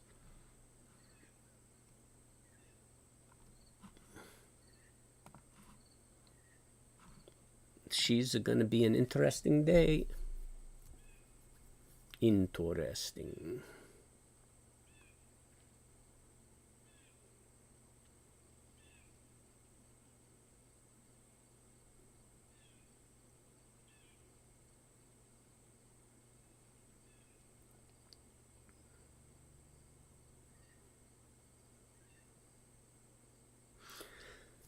So I'm looking for the market to spike over the next few days, and then I think I'm going to put a lot of short weight on it. I don't know what manner I'm going to do it yet. I might just use an ETF.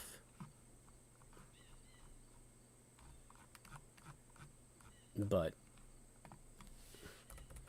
I think we got some serious downside coming due to political headwinds.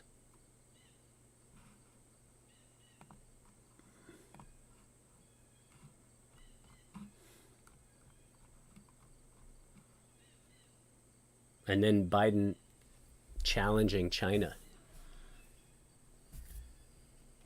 I don't think that was a smart move. I mean, this is the first time they came out and said that the U.S. would defend Taiwan.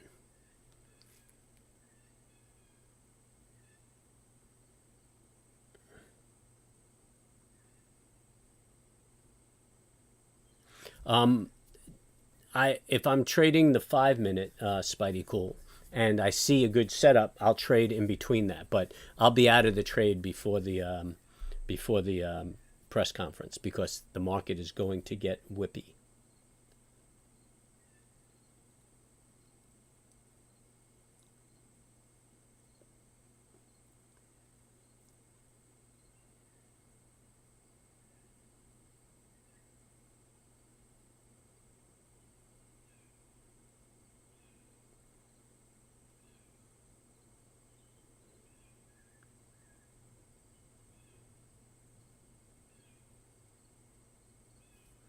Oh, really? Is the military saying we will not? Well, they don't really have the call. I mean, if the commander in chief or Congress tell them to go, they go.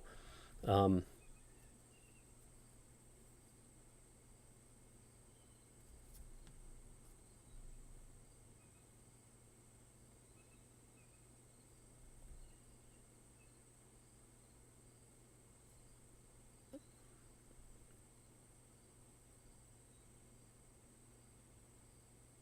yeah, I don't know how well that ETF's going to do, man. Especially the SEC is kind of crawling up their ass about that, and people are actually pushing to get even have politicians' spouses restricted.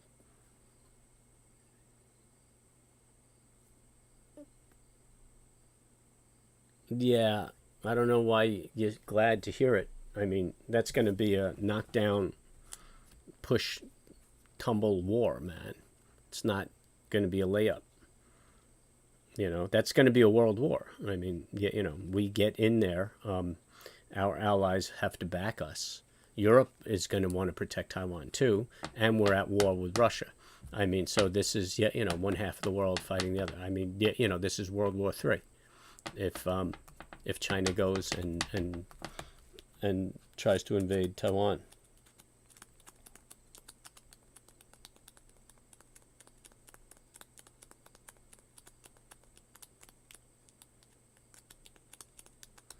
Yeah, but again, there's going to be a big upheaval in the rules, especially because of Pelosi and her hubby. So yeah, things are going to change. So I don't know if I'd really take an interest in those ETFs.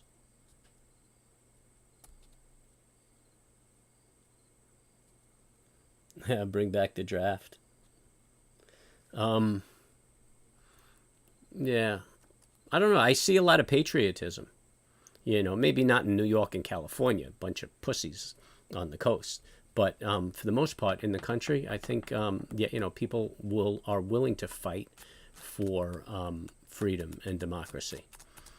You know, so I bet I wonder if the draft. Well, I guess they'll always institute the draft, under those circumstances. But I think that a lot of people will join up. I mean, look at World War II. I mean, basically everybody filed in. I mean, people were killing themselves because they were getting what is it, Section 8 or something like that. No, that's housing. Um,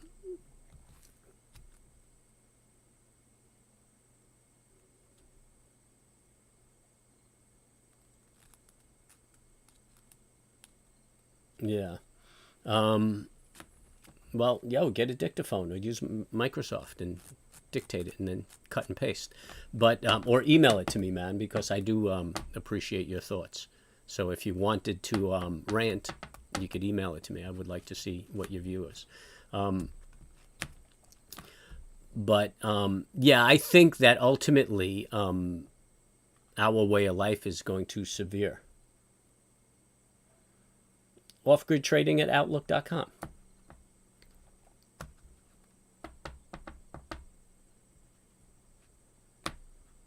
Off-grid trading at outlook.com. Yeah, you could do it on Twitter too. I think my email is in the description. Off-grid trading at outlook.com. I could have sworn you shot me an email once before.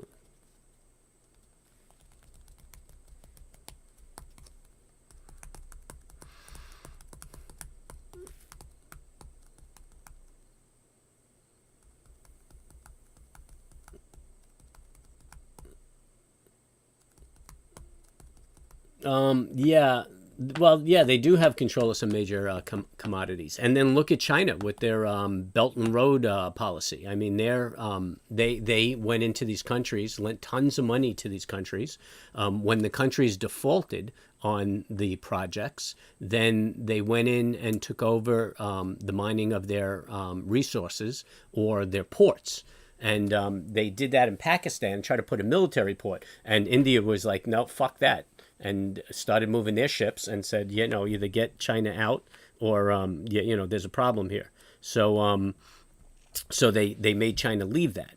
But they've done that to a lot of countries, and they're taking all of the countries' natural resources. And these projects that they funded through this Belt and Road initiative were projects that were turned down from the IMF because they weren't economically feasible. They weren't viable projects, and they knew that the payments wouldn't happen. And they told these smaller countries, say, look, this isn't a viable project. You're not going to be able to repay it, and it'll be a problem. It'll be worse on your economy. But China lent it to them because they knew that the countries would default, and it would give them leverage into their countries.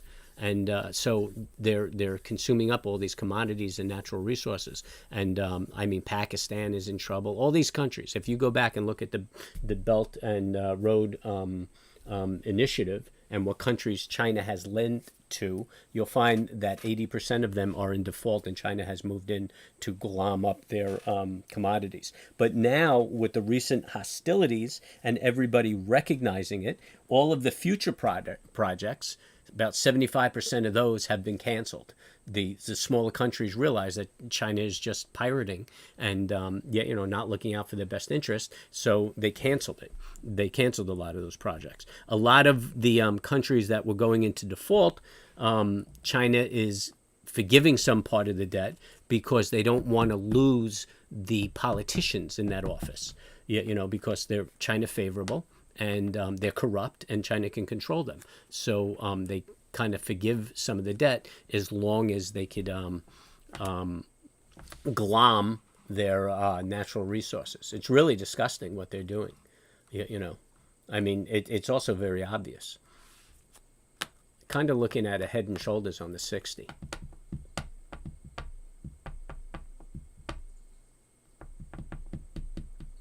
I think the general vibe is the market's going up after the meeting. So,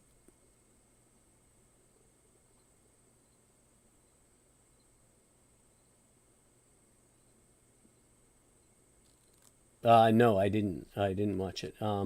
Did you just make that word up? What word was that?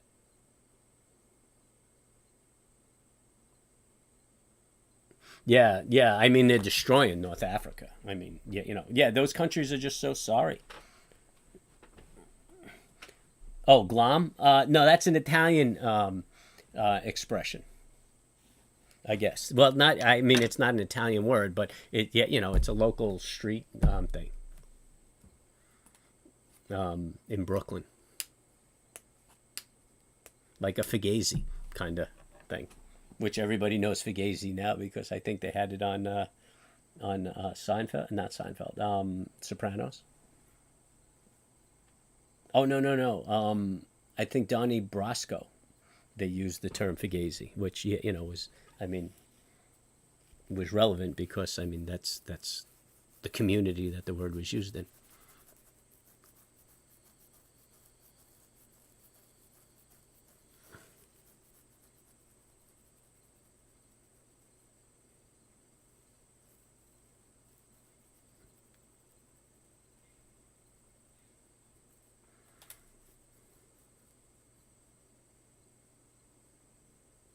Oh, was it Goodfellas? Well, that yeah, it could have been Goodfellas, but that's yeah, that's my neighborhood. I mean, actually, Hill used to hit on my mother all the time.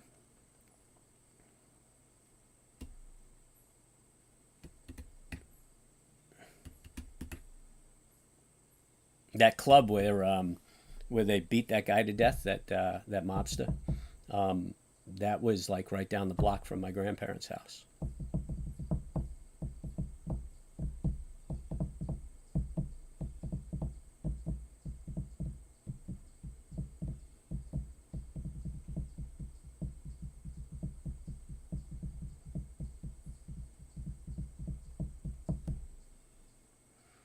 So yeah, it could have been Goodfellas.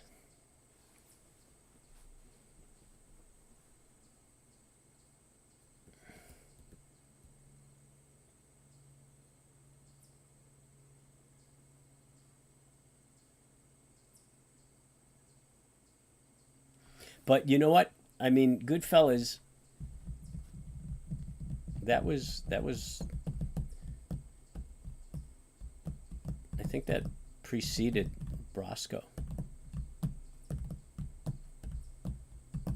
I think the term was more towards the time of Donnie Brasco than Goodfellas. Although I guess there's an overlap there.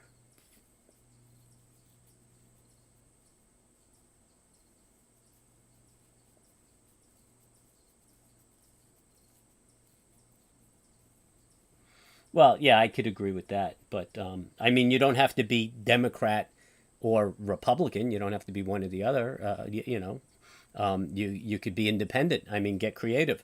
I mean, there are a lot of talented people out there who don't get recognition because they don't have the money behind them and they don't have the old political families behind them. But yeah, what about that dude Chow, that Asian dude? I mean, yo, that's a smart dude. Is that his name? Was it Chow or Lee, or am I just being racist? But that guy, I mean, he had a lot to say, a lot of good things to say. He's trying to start his own party, but they're saying that it's not getting legs. And, somebody's probably, yeah, tripping him up because, I mean, really, Democrat or Republican, it's old money. These are old powerful political families, royalty in the U.S. that controlled this. And that's why they were up Trump's ass so much, because this guy is not a political family and he's moving into an arena where they don't want him. But, he was smoother than Ross Perot and he was able to hijack, a party. But kind of did it like the Al Sharpton method, where you just get a lot of followers and then somebody's got to take you serious. So, shame on you because you're thinking, yeah, if I'm not Republican, I got to be Democrat. Don't think outside the box. Yeah, and the biggest problem is everybody says, oh, they won't win. Why would I? Oh, there you go. And Andy Yang, right? That's what I said, right? Chow, Wu, Lin. Yo, what a fucking racist I am. Yeah, Andrew Lang. He's yeah, smart dude, man. Smart dude. I think he would be good for this country.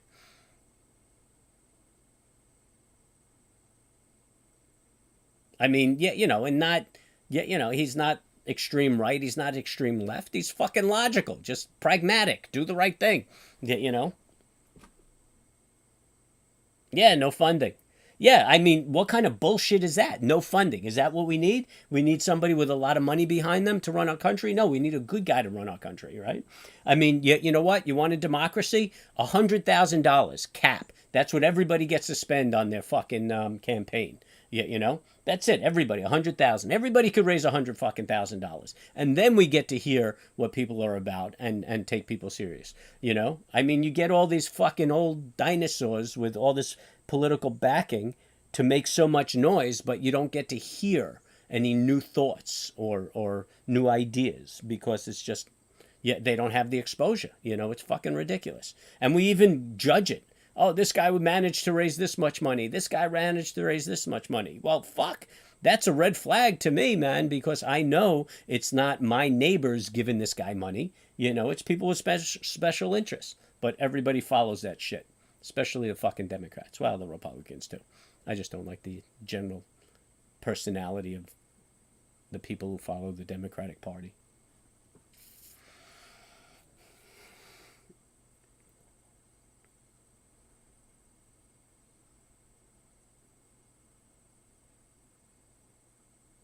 I have a good position. I'm seated right now.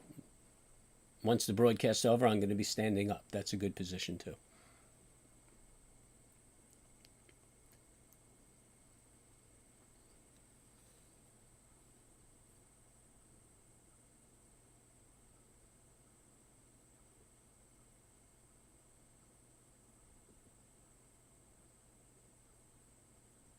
What can you do? Instead of buying into the bullshit that it's unpatriotic not to vote, voting for somebody you know is a liar or won't live up to their word is not patriot. You want to be a patriot? Don't vote. That's your form of protest, right? If everybody stops voting, something's going to fucking change. They're going to have to do something, and they're going to have to listen. You know, they have you sold. They have you sold. They force you to believe that you need to go out and vote, or you're not being a patriot, or and it's your responsibility. And then you're forced to vote for people you don't believe in, and they need your vote, so they have to make you feel guilty if you don't vote. Don't vote. I don't vote, and I stand up proudly and say it because I don't buy the bullshit. And people complain. Well, you can't complain if you voted. They say you can't complain if you don't vote. Fuck that. I can complain. You idiots are voting for people who are lying to you. And you know they're lying to you. You're like, all right, this guy's lying less than that guy. You know? So fucking don't vote. That's it. That's your statement. Don't vote. When the American people stop voting, that's when shit's going to change. Because there's nobody out there to represent what you want, what you need. It's all representing special interests. Don't vote.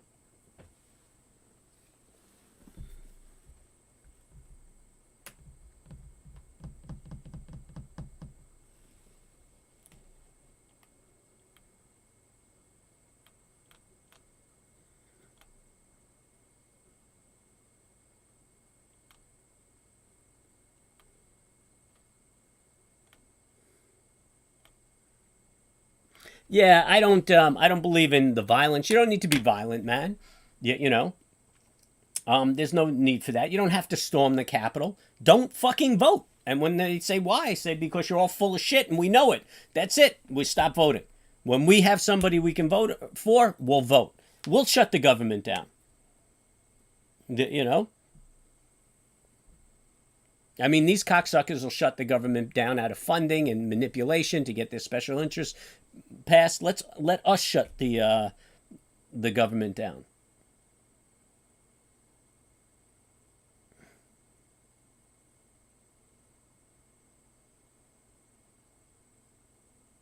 Yeah, yeah, that's what I'm saying, man. Yo, so let's make the statement as the American people protest the vote. You know, wake up, America. You know, stop lying to us. Stop lying to us. Start putting people out there who aren't geriatric and not placating to special interests. You know, I mean, yo, dude, there's poison in your food. You are eating shit in your food that is illegal to put in food in other countries, but we're happy to do it. You know, I mean, if you think about it, more than 50% of your money goes to the government between your income taxes, your property taxes, your sales tax, and then all the permits and additional service fees and taxes that the government tax on to your construction, your home, your boating, your automobiles, your cell phone. I mean, what the fuck? Your electricity. I mean, there's so many taxes on your electric bill. I mean, they're taxing the shit out of you. And everybody's like, it's all right. You got to support the country. Well, I'll fucking support the country. But, I'm not working 3.5 days or 2.5 days for the government and 2.5 days for me.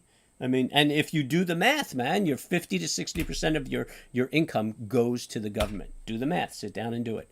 I mean, especially if you're a landowner, if you own property.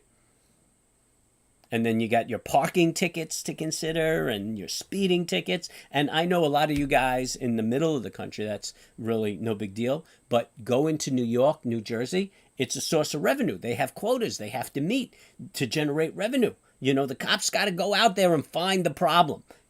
If you don't see a problem, you don't trip over a problem, it's not a problem. If you're looking for it, it's a problem. Like the idiots who are staring in my car to tell me I don't have a seatbelt on. I mean, get the fuck out of here. This is your business? I don't want a seatbelt on. You know what? I'm 55 years old. I've never had a seatbelt on. Been in more fucking car accidents than I could even remember. And I don't need the seatbelt. It's my choice. And if I go through the window, fuck it. I went through the window. It's a drag on earnings. Get the fuck out of here. I mean, they even charge you for the ambulance ride. And then they come and collect. Yeah, property taxes are huge. Dude, my friends who live on 1/8 of an acre are paying $16,000 a year in taxes. The fuck out of here, I mean, that's like, it's over $1,000 a month just in fucking taxes. That's not even your mortgage. And for what? They can't, it takes them more than 45 minutes to go like 15 miles. I could do 30 miles in 15 minutes up here, but down there, I mean, that's how long it takes them. And their roads are atrocious. I mean, I blew a rim on my truck driving through Manhattan. I mean, what the fuck? I got a truck that I go off-road in, and I driving through Manhattan, and I break a rim from a pothole. Bunch of fucking Democrats.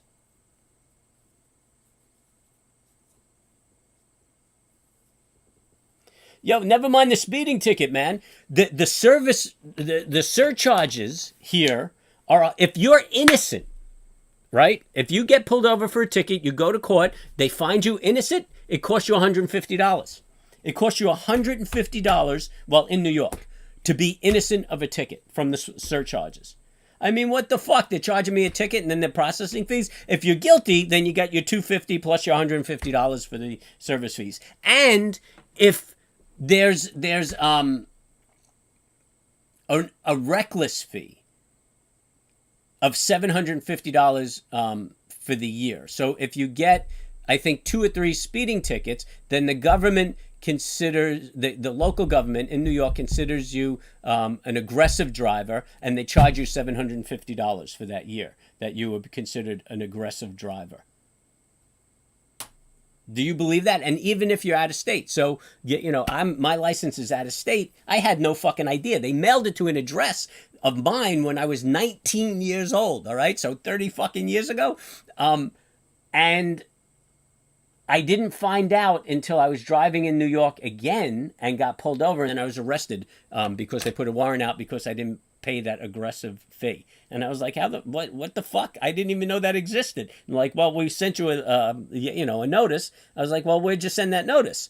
And they said, they gave me the address. I'm like, dude, I haven't lived there since I was 19. They're like, well, that's the last address we have on record. So, what law says I have to tell you where the fuck I moved to? I surrendered my New York license. I moved on. And you even wrote me the ticket on the Pennsylvania license.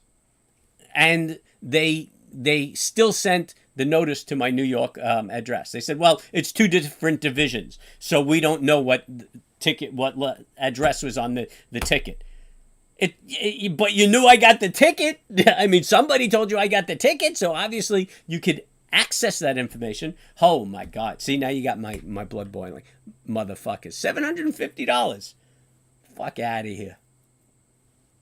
And now that the feds, that the federal government connected all of the states because they suspended my license there, because, fuck it, I'll be like, I won't drive. I'll just let, my girlfriend drive when I'm in New York. But it rolled over into Pennsylvania.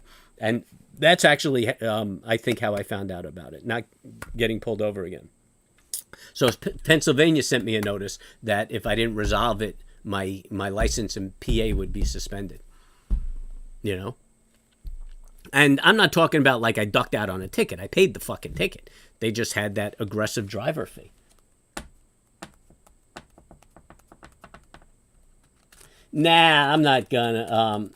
It cost you $50 just to attest the ticket, no matter if you win or lose. Yep. No, I'm not gonna start a campaign. I mean, this is enough for me. I mean, you guys have to suffer through my rants. But yeah, I don't need the aggravation. I actually did that, got politically active, and I mean, it's just disgusting. I mean, it's like dealing with gangsters. It's the same fucking thing. The only difference is you can't shoot anybody, which just takes all the fun out of it. Then it's just dealing with cunts. They're just whiny little cunts. And I know rough language, but there's no other way of describing it.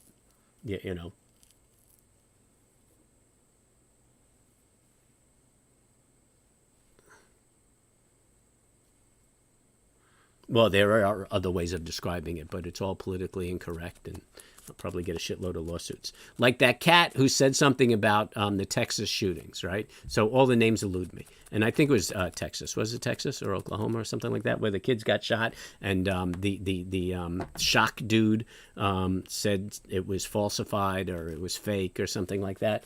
And then there was a lawsuit, and now he's got to pay millions of dollars for saying that shit. Now, look, it's heinous. And, that's the worst thing in the world, that somebody should suffer the loss of their child. And if there was anything I could do to make something like that not happen, I would do that. But to make a statement criminal is just fucking absurd. The guy's a total asshole. And what he said was ridiculous. And he's a moron. But everybody should recognize that he's a moron, and that should be the extent of it. The fact that our government allows some penal action, well, I guess it's not penal, it was just civil, but to penalize a guy through the courts because the guy's a moron, I think is just fucking wrong. There's an interesting trend right there on the 1 minute. So anyway, the guy's disgusting, and I don't support what he says whatsoever. And my support is with helping the people who suffered these losses. But I don't support the use of courts or a court having a say in what somebody could say. I mean, even if it's the stupidest shit in the world, they should be able to say it.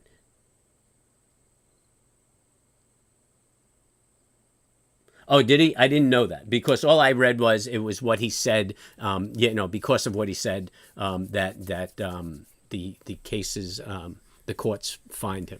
I really didn't delve into it to see there was more, or he was harassing them. But you know what? I don't even hear that publicized. I mean, I'd have to look into it. But hey, listen, it's getting late, and the market is just grinding back and forth. So basically, you've got the game plan for the afternoon. I appreciate everybody coming in. Subscribe, hit the bell, hit the like.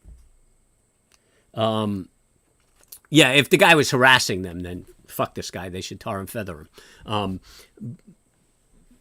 But if it's a freedom of speech issue, then it gets my feathers up. So anyway, subscribe, hit the bell, hit the like.